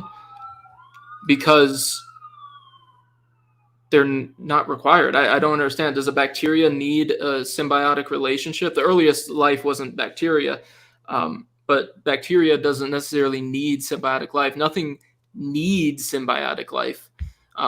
There are things that may be not true, like cattle and things with their normal flora in their gut to digest cellulose. So there are, but this is late in the game examples, right? Earlier, you don't need it because those didn't take time to develop. So we can look at a present day species and say, take away its symbiotic relationship, it won't be as fit, it won't live as long, or it won't reproduce as much. Fine, but that's because it developed that symbiotic relationship. If you go back in time, that symbiotic relationship wasn't there. It co-evolved with something else and thus became symbiotic. Okay, thank you, Preston. And Kent, if there's anything you'd like to add, go ahead. Yeah, that is a answer from Dogma. He doesn't know that to be true. We know that plants absorb CO2 and give off oxygen. Animals absorb oxygen, give off CO2. There's a symbiotic relationship. Which one evolved first? We know that butterflies and bees and insects pollinate the plants. Why would the plant produce pollen to begin with, counting on something else to transport it to another flower? There's billions of symbiotic relationships in nature. I think all of them defy an evolutionary explanation, except as he just gave, well, it had to happen. It's just so. I mean, it did. It's not logical. Which evolved first, the male or the female of any species? And how did they survive without the other one for millions of years? See, if the male evolved first for millions of years later, the first female, you got a problem. That's a symbiotic relationship that's unexplainable by evolution. There are billions of symbiotic relationships. I think they're unexplainable. I think it had to be designed. The nut and the bolt fit each other. They're designed for each other. One's no good without the other. Okay, thank you very much there, Kent. And Preston, we'll give you the final word. Go ahead. Yeah, you can say that they were created to be symbiotic. The problem is that's not falsifiable, so it can't be science. We observe things change and we observe things grow together. So that is science. As with the question of what came first, plants or animals or photosynthesis or glycolysis, photosynthesis. The earth was mostly carbon dioxide. Cyanobacteria was able to digest, take that carbon from that CO2, release oxygen, thus oxygenating the atmosphere. Thus, aerobic bacteria could evolve. And thus, another bacteria could actually swallow that cyanobacteria and that aerobic bacteria, become eukaryotic cells, and thus differentiate between animals and plants. Okay, thank you very much there. Preston, next question comes in from, let's see here. It comes in from Stevie B. Thank you for the question. And he says, I have a question for Preston. Donny, if the Indo-Hyas had exactly, so it looks like this is referring to maybe some of your opening slides here on whale evolution, had exactly the same middle ear millions of years ago as a whale today has, then why did that single thing remain the same, but the other 99.9% change? That's a great question. And I actually thought about that when I was preparing for this debate. It's like, why didn't it change, right? If so much did change, why didn't the ear change? And the simple answer is there just wasn't selection pressure for it to happen. There's selection pressure for it to get more, fish-like. I don't want to go that way, but become more dependent on living in water, because maybe there was less. That was an area that was unexplored by mammals. So there's that niche, a biological niche. We won't have to go into that was available. There's just no pressure for the middle ear to change. Didn't have to. And so it didn't. Evolution doesn't say every single thing of every animal has to change drastically between variations or between descendants. It says that certain things can change, will mutate. And if that mutation is beneficial, nature's going to select for it. And if that mutation was beneficial, probably more mutations pushing us that way is going to be more beneficial. And so nature's going to select for that. So that's the answer. The middle ear just did not have pressure to change. But there was pressure for it to become more aquatic, to get all that free food that was floating around in the ocean that normal mammals were not using. Okay, thank you very much there, Preston, for your response. Kent, over to you if there's anything you'd like to add. Well, you need to go back and listen to what he said. It's pure imagination. This isn't observable. We don't ever see any animal change to something else. The fact that the whale and this creature have a similar inner ear bone might mean the same guy designed them. I think probably my Honda and the Toyota both have pistons. Whoa, wow, that proves something. Yeah, it's a good design. It works, okay? So you don't need to change a good design that works. I think God gave creatures two bones in the wrist, and humans have them, and not butterflies, but the birds have them. It's a good design. Why change it? It works. So I think the evidence for design is written all over the place. I don't know how they don't see it. So my answer would be the Indo-Hyas has the same middle ear bone as the whale, if it does. Let's assume that's true. I don't know that that's true. I never looked at the inner ear bone of a whale. But what does that mean? It could still be the same designer. It's a design that works. And why wouldn't the rest of it change? What he gave is what's called a just so answer. Well, it's just so. They didn't need to change. But the rest of it needed to? Show me that scientifically. That's not science. That's a religion. He just shared his faith. Great faith. Go ahead. All right, appreciate the response there. Kent, Preston, question was for you. We'll give you the last word.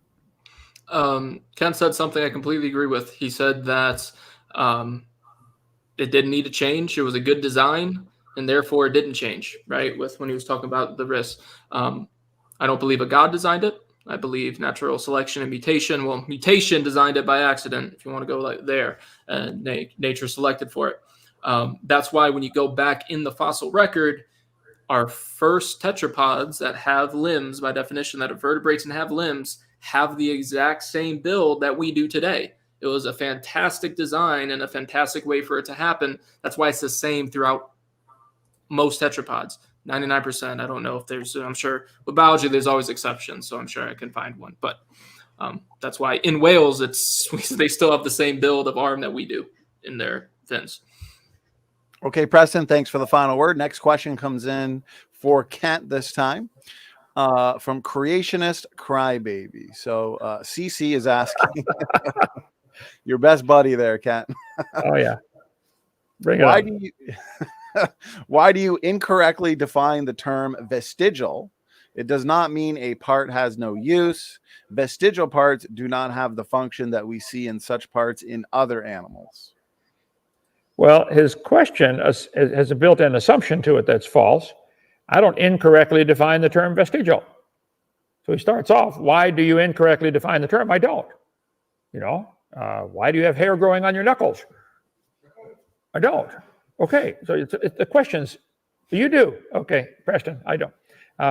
Well, between the knuckles, not on the finger bone, but not on the knuckle. Okay, yeah.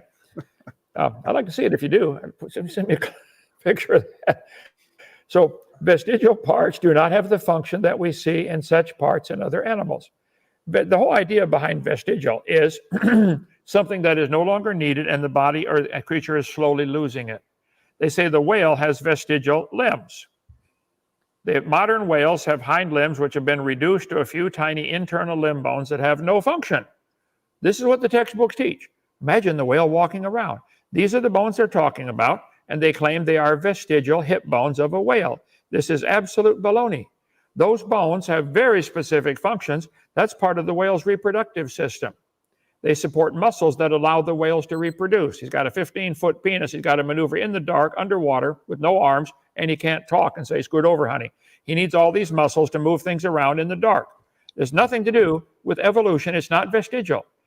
I'll tell you what, crybaby, if you think there's a vestigial part of your body, if you think the tailbone is vestigial, I will pay to have yours removed. Matter of fact, I got a Swiss Army knife. I'll take it out myself. I know right where it's at, taught anatomy, okay? You don't have any things vestigial in your body, neither do I. You can live without some things. You can live without both your arms and both your eyes, too. It doesn't mean you don't need it. So I don't think there are any vestigial structures. I think the whole argument is silly for evidence for evolution. Plus, how could losing things tell how we got everything? That's the opposite of evolution. So keep crying. By the way, crybaby, I've got both your pacifiers right here. Time and more time. We can stop the crying. Go ahead. Kent and Crybaby always keeping it fun. So thank you, Donny, have him come on for a debate. Yes, Crybaby. Please. If he won't, put him on your list. How many people have refused to debate now?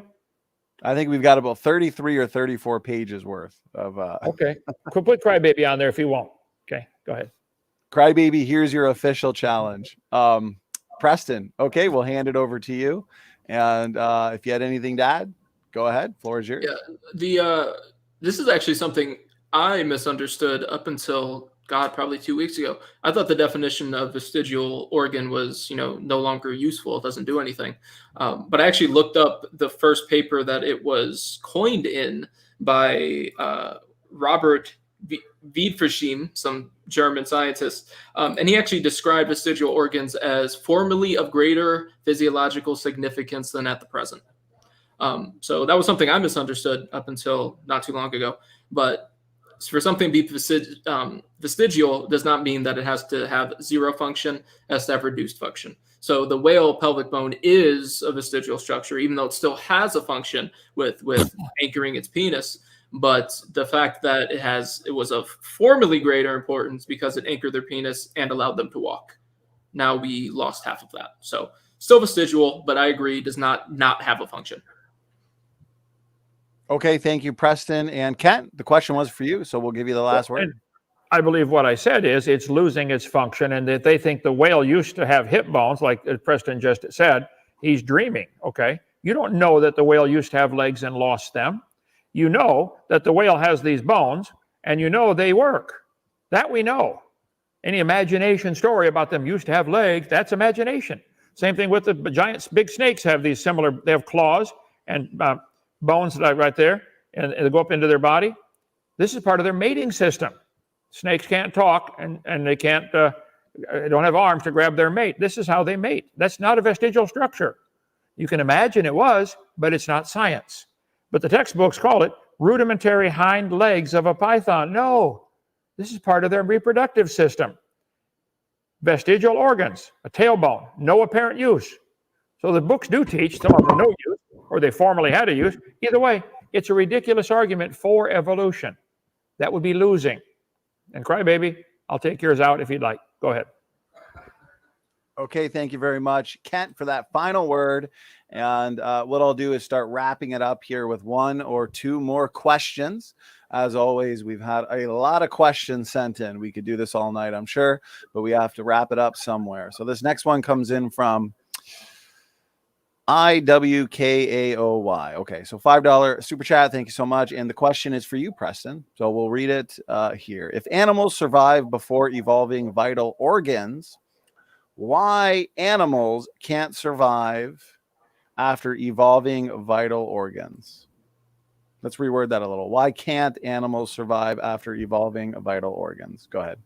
I think what he's getting at is saying, like, before the heart evolved, they could survive, but now if I remove my heart, I can't survive, I think is kind of what he's getting at. And it's not because the heart just popped up. It's not like the first person had a heart and everyone before them didn't have a heart. It's slow changes over time. The same way that I can't necessarily say, like, you can't point to the first person that ever spoke Spanish instead of Latin, right? It had slowly changed to Spanish. And you can't really say, no, this is the point that it was Spanish and not Latin. You just can't. It's just kind of a metaphysical position of being both at the same time. And it's the same thing with vital organs. I mean, you can look up the mechanisms. For a lot of vital organs, we found the mechanisms of how these evolved.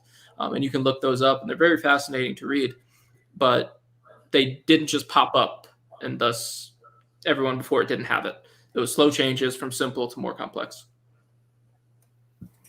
Okay, thank you, Preston, for that response. Kent, anything you'd like to add? I think it's a good question. If they could evolve, if the animals could live for millions of years without legs, why did they evolve legs at all? Get around faster. There's still animals, still creatures that don't have legs, amoeba, protozoa. So why don't they grow legs today? Why don't we see it happening now? They show on the charts, and I showed many times, they claim that the single-celled creature became all these other creatures. Well, there's plenty of single-celled creatures in the world. Do it again. They'll say, well, it takes more time. There you go again. There's their pacifier. So, and he said, Latin slowly changed to Spanish. I would agree. That was with a lot of intelligent input. Where's the intelligent input to change a protozoa to a human or a whale or a bird or something like that? Who's putting in the intelligence to create this extra features? Protozoa don't have eyes, arms, legs, heart, lungs. They don't have it. A lot of DNA information has to be added, like trillions of gene codes have to be added to do this. And we don't see it. That's all. It's precedent. It's a religion. You believe it very strongly. Congratulations. It's not science. Nothing to do with science. Okay, I appreciate it there, Kent. And Preston, we'll give you the last word. Okay. I've never really gotten your theory as a religion argument, considering that your theory is a religion. So even if they were two religions, that doesn't change the evidence. But and you thought, like, why don't current eukaryotes, single cell eukaryotes, protozoa is what we call them, evolve now into animals? It's because there's already animals. So it's all about niche. So a biological niche is what's available, or rather, what does this species specifically use in its environment? And you can have available niches, like no bird in this ecosystem nests at the top of the tree. So therefore, if a bird starts nesting there, that's where they live and they can function there happily. There was a time where there was no mammals, there was no birds, there was no land-dwelling animals. So there was the ability for that to bring forth. And that ability is still there innately, but it's not going to happen, because if you change slightly, you're just going to get eaten again, right? Now, all of a sudden, these protozoa, these single-celled eukaryotes, were once the most incredible Lamborghini, right? They're brand new eukaryotes. They're incredible, incredibly complex. They're single-celled. Now, all of a sudden, they went from the best of the best to now the bottom of the food chain. So they're just not going to, they don't have the opportunity to evolve like this anymore. Okay, thank you. Actually. Okay, thank you, Preston. We are now going to make this the last question. I want to wrap it up. I want to respect the time that the debaters have given to us tonight. Thanks again, Kent and Preston. And so this one comes in from Echoing Erudite. And again, this is the final question for the night, and it is for Kent. So he is asking, what specifically needs to be observed for you to accept evolution as presented by Preston. I love the way they slip in the word accept evolution, as if, you just don't accept it yet. No, I don't believe it. Why don't you use the word believe? Because it's a belief system, okay? Not something you accept. I accept the fact that cows produce cows. I do not accept the fact that you believe. I do not accept the idea that cows came from a single-celled creature like this chart shows. So it's not something you accept. So back to your question. What specifically needs to be observed for you to accept the evolution as presented by Preston? Preston believes that he and a mosquito have a common ancestor if you go back millions or billions of years, okay? Probably hundreds of millions to be more accurate by their teaching. He believes that. Nobody's ever seen any of these creatures on this chart. Nobody has ever seen a shark produce a non-shark. They show the shark coming from a protozoa.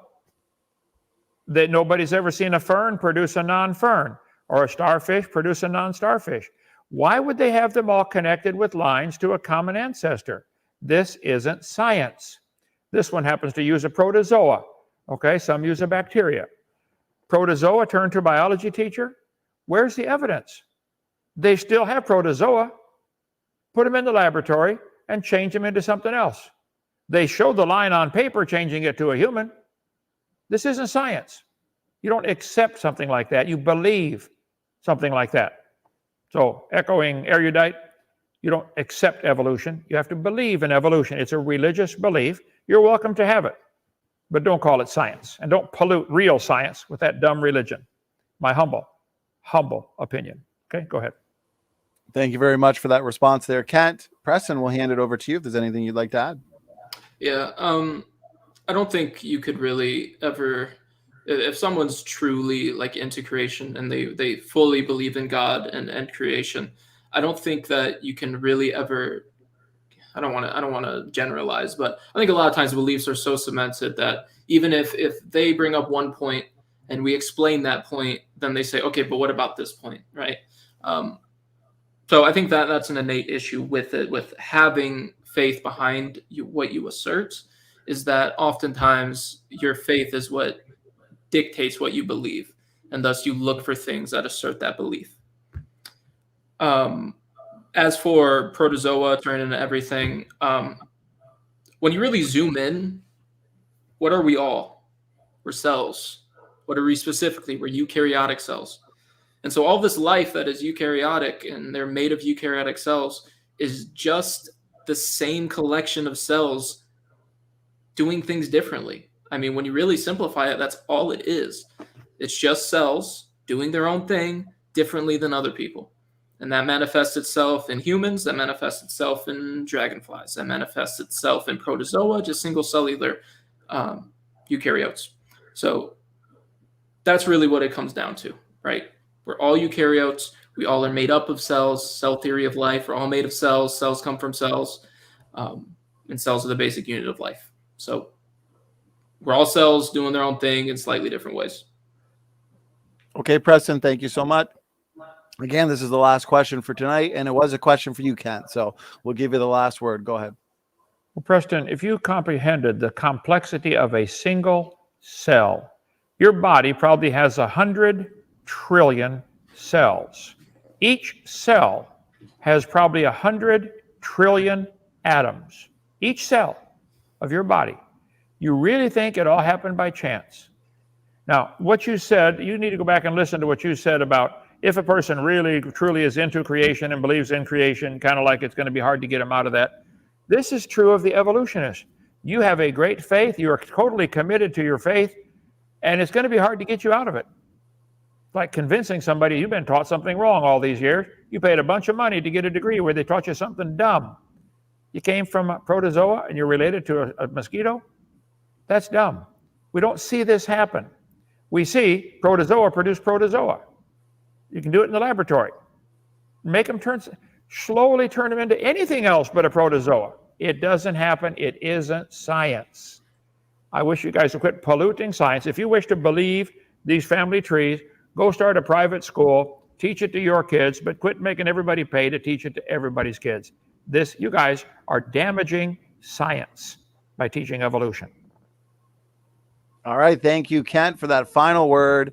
And again, Kent and Preston, I appreciate the time you've given to all of us. We've had up to 350 people watching this debate live, with a ton of great feedback and engagement from the chat, including a lot of questions. So let's have some final words, final thoughts, if you gentlemen wanted to. That wraps up the debate. And again, thanks so much. Preston, thanks for being willing to engage in this important topic. And to some quick final words, final thoughts. Absolutely. Yeah. Kent said that if I understood the complexity of cells, I wouldn't believe in evolution. I'm a cellular biology major with a 4.0 GPA in an accredited university. I understand cells incredibly well, more than you can. And I don't mean that disrespectfully, but you're not a cell and biology major, okay? I understand them incredibly well, and I'm still learning every single day. I don't believe, and this is going to sound crazy to creationists. I can already see the what? Life is too complex to be designed. That's my belief. Too complex. It couldn't have been built from the top down, or everything was created how it is. It had to have happened from extremely simple and getting more and more complex, adding little tiny pieces on at a time. That's the only way we can really explain it. And I think that would be, other than that, I appreciate everything. Kent, I really do appreciate you being here, having a nice conversation with me. Hopefully sometime we can conversate, not in a debate setting. I'd like to maybe have a beer with you. You don't drink beer, do you? You don't drink? I'll make you a Shirley Temple, okay? We can. I'll drink. You can have a Shirley Temple. We can talk about things, just talk about life, right? I think we agree on a lot more than we disagree on. So I really do appreciate you being here and willing to have this conversation. And Donny, I really do appreciate you always hosting these debates and being truly impartial with how you moderate it, despite we know what you believe, but you do a fantastic job moderating. So I appreciate you all being here and doing this. I appreciate the audience for watching. And I hope maybe just one person, if I maybe steer them another direction, I'll take that as a win. So thank you all. Really do appreciate everything. Okay, Preston, I appreciate those final words, final thoughts, and feedback. Kent, we'll hand it over to you. Final words, final thoughts. Thanks again for doing this. And go ahead, Dr. Hovind. Well, Preston, you've spent a lot of time studying the complexity of cells. This is wonderful. I'm glad you did. I'm proud of you, okay? That's a lot to learn. There's a lot to learn about a cell, a whole lot, okay? And the interaction between other cells. But if somebody really, really studied and memorized every single line of a fairy tale, and they said, I know the fairy tale of Goldilocks better than anybody else. Okay, yay. It still doesn't make the story true. What you've learned isn't true. It's not true that the complexity of the cell happens slowly, a little bit at a time. Not true. God made the world, he owns it, and he made the rules. And we're all guilty of breaking his rules, like the 10 Commandments, and we're going to be punished, or you got to find a substitute. And Jesus Christ is willing and able. You got to admit, Preston, what you are believing certainly calls Jesus Christ a liar. He said nothing died until Adam sinned. He said Adam was the first man. Read the Bible. You're clearly calling the Bible a lie, which you're welcome to do, but you need to understand this is dangerous. Aristotle's dictum. If you're wrong, if you're right, I've lost nothing. If I'm right, you've lost everything. Okay? So I think it's the blind leading the blind. You have a teacher I will accuse right now of being blinded into believing evolution, and I'll come debate your teacher in front of your class. I'll drive up at my own expense. Okay? Evolution isn't true. It's a philosophy, and you've been spoiled by it. That's all. I'd like to see you get saved. I'd like to see you give your heart to the Lord. God's got room for you and his family. Come visit Dinosaur Adventureland. I'll fix you a smoothie. And since they've declared tomato is now a fruit, ketchup would be a smoothie, right? No. Sounds God awesome. cannot lie. God promised if you'd ask him, he'd save you. I did that 53 years ago, almost 54. Good. I'm going to heaven. I'd like to see you go too. We've broken his laws. Preston, simple question. If you died today, where would you go? So if I can say, I know this was ending statements, Donny. Oh, so were you not done? I apologize, Ken, if I cut you off. No, go ahead. Okay. If it's okay, Donny, just a quick Fine with addressing of that. Okay, thank y'all. I do believe in God. I didn't mention that up until this point. I pray to him every night. I don't necessarily subscribe to a specific religion, but I talk to God, and I think he talks to me. So I didn't bring that up today because I don't think my faith plays a big part of it. But I do believe in God, and it took a lot of time for me to reach the point of how I could facilitate the views I own with, creation and evolution and everything. But I believe I've worked it out in my head, and it took a lot of time and a lot of effort to figure that out, and a lot of stress to try to get this to work. But I think I've reached the point that I'm able to get it to work, and I'm happy with that. And hopefully, if God that I believe in did actually create everything, he'd be willing to forgive me for foregoing that evidence, that line of evidence, and believing in him anyway. Okay, Preston, Kent, thank you both for those final words and final thoughts. Again, great debate. And to the audience, thank you so much for tuning in. I'll be back in about 30 seconds for some reminders and some announcements. And again, thanks so much. We'll talk soon.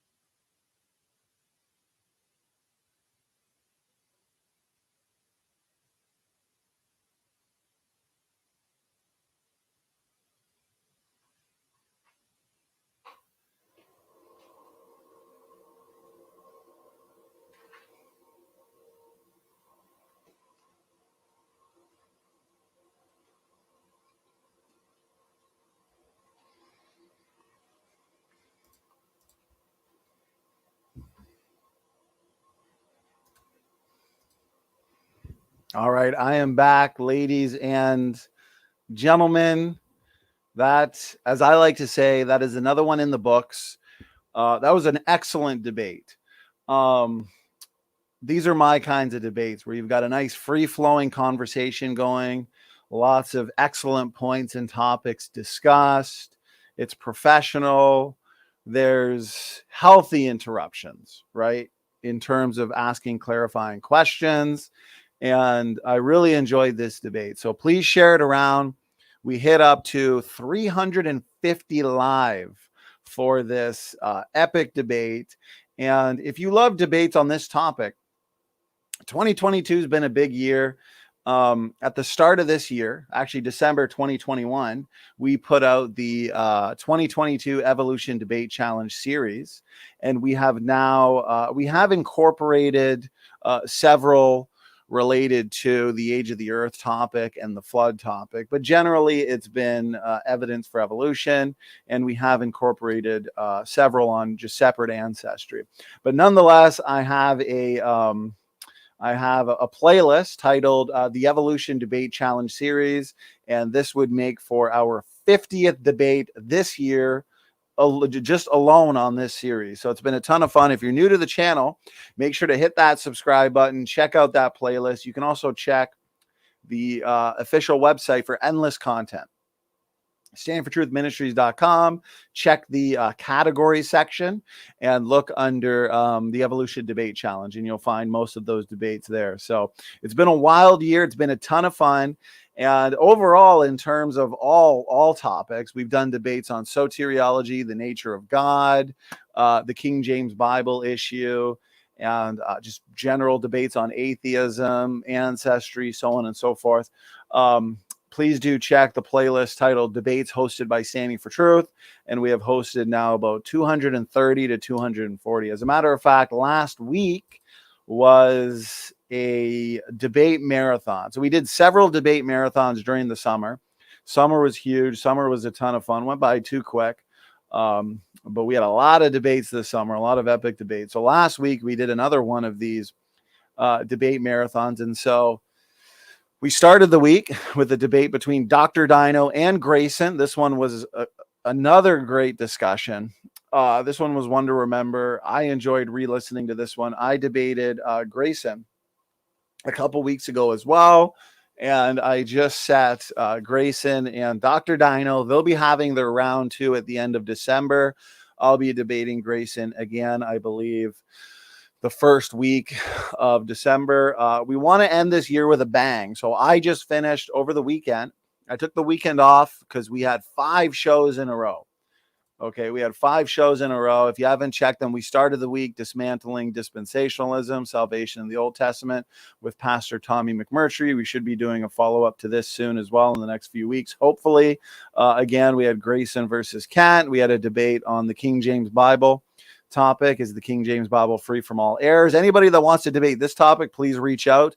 I love this topic. It always makes for an interesting debate, and we can set that up. We also had Kelly Powers and David Preston. Did Peter preach a different gospel than Paul? And our main event, the much anticipated Matt Slick versus Jake the Muslim metaphysician.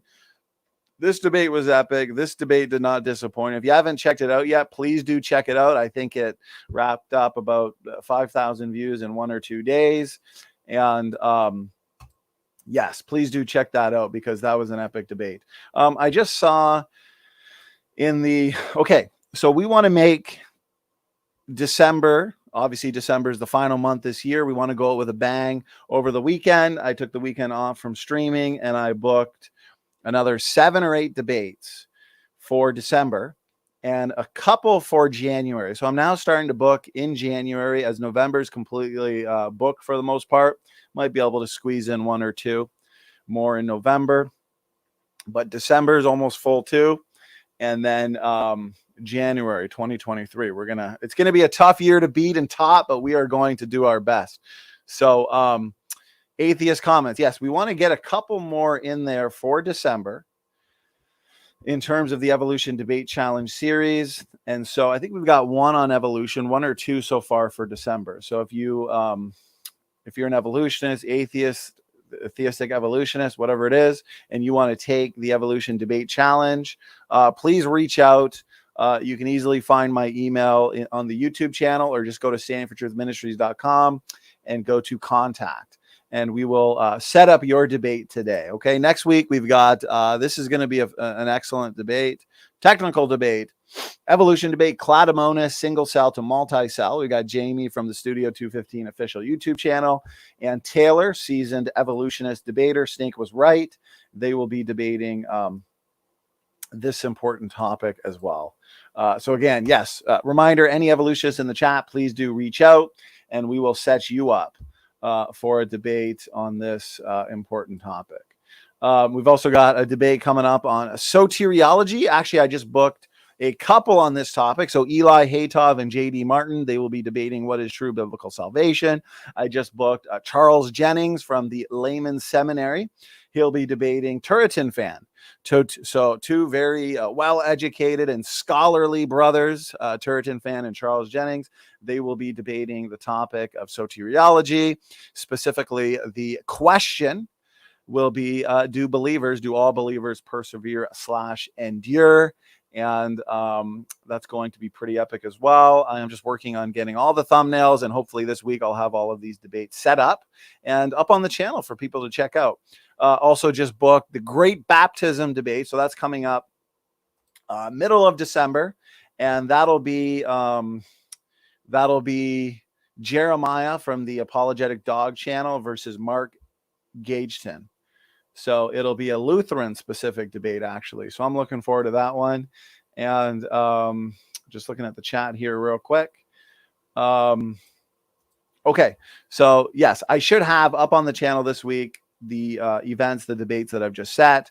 Had a couple questions come in during the debate pertaining to some of our books, specifically Special Creation. So this is the full color edition. It is updated and expanded, as everybody knows. Basically, it's a whole new book from the older version, but it touches on all your topics: mitochondrial Eve, Y chromosome Noah, talks about endogenous retroviruses, chromosome 2 fusion, nested hierarchies. It's one of the most comprehensive book, I would say, out there on the topic of ancestry, separate or universal ancestry. So most of our books, we do have, I think we've published now about 15 or 16. Most of our books are in Kindle, but not all of them are, in the sense, I know this one's not in Kindle. We do have black and white and full color. So if basically you don't want to buy from Amazon and you just want like an ebook, you can reach out and we'll work something out. I can send you an ebook of Special Creation. Also, End Times Revealed. This has been out for a little while now as well. Very comprehensive book written by myself on just eschatology, end times theology, gets into preterism, post-trib, pre-trib, post-millennialism, amillennialism, all the fun stuff.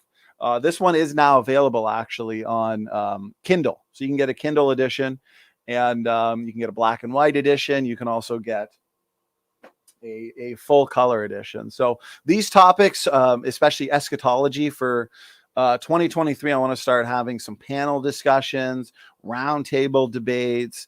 I've got a lot of ideas for 2023 to kind of spice things up. Maybe even some 2v2 debates. I'm looking in the chat here, and Layman Seminary says SFT will give you my contact. Yes. So, we're always looking for new faces. We're always looking for new debaters.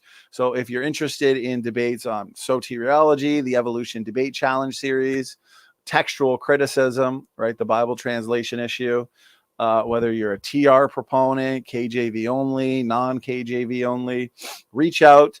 And the more people that I have for the list, then that'll make it easier to match people up. Let me see here. Echoing Erudite.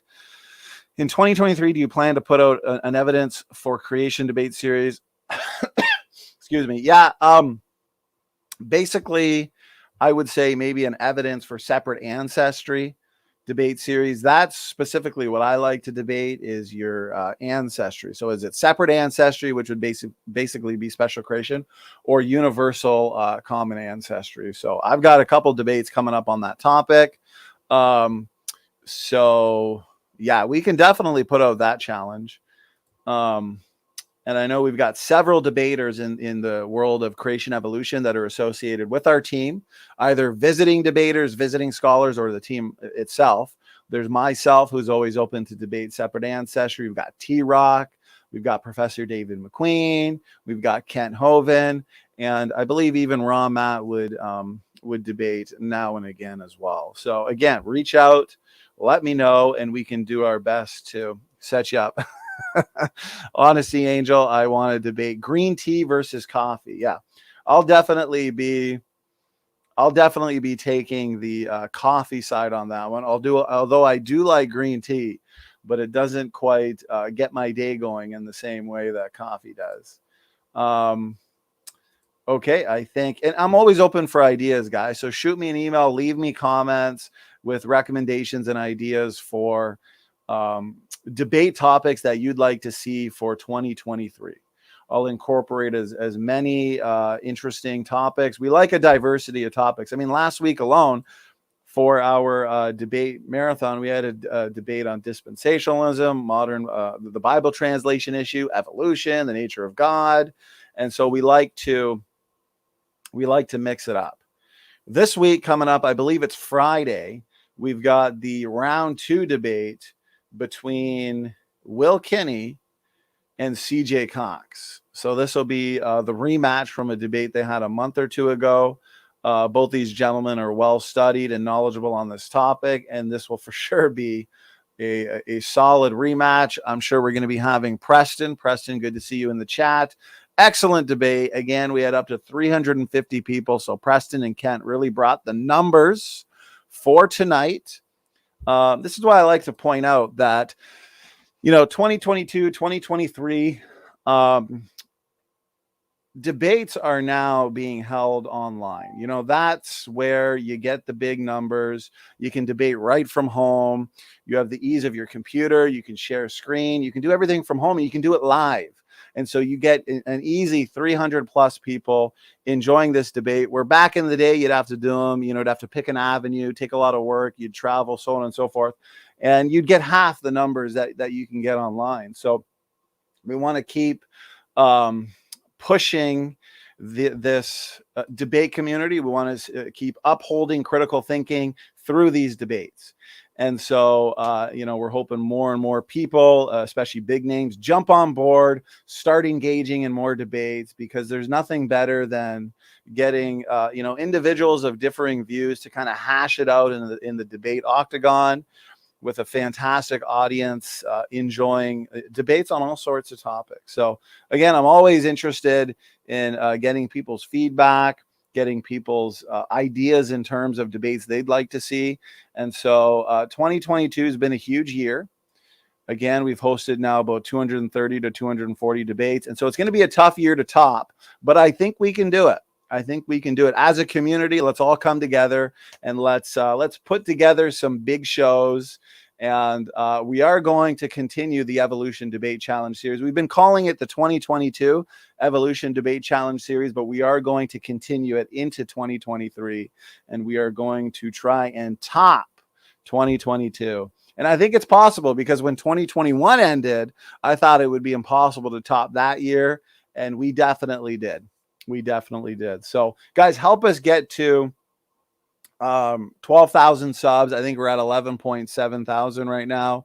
Share this around to your friends, share this around to your family, and share it around mostly because the truth is important. And of course, critical thinking is important as well. So basically, guys, that's all that comes to mind. Just wanted to give you some reminders and just go over some announcements. I will be continuing my End Times Theology series. I think it's up to about 14 episodes if we also consider the open mic debate that we had with Kent on pre-trib versus post-trib, and also the great rapture debate that I had with J.D. Morin. So if you haven't seen that one, but you love, I've seen a lot of comments from people saying, what about a rapture debate? And I completely agree. Fantastic topic, excellent topic. And if you haven't yet seen it, we just had a rapture debate now about a month, maybe a month and a half ago, between myself and J.D. Morin. So if that's a topic you want to see more of, then we will definitely host more of those, but also check that one out. So I think that's pretty much it. Let me check the chat one more time. Atheist comments. Again, I saw your comment from earlier. Please reach out to me. We can certainly set you up this December for a debate with Kent, and I look forward to having Preston on again as well, probably a round 2 with Kent. Maybe him and I will duke it out as well. I think that would be fun. And with that, guys, thank you so much for tuning in. This debate did not disappoint, and we will see you all a little bit later. God bless.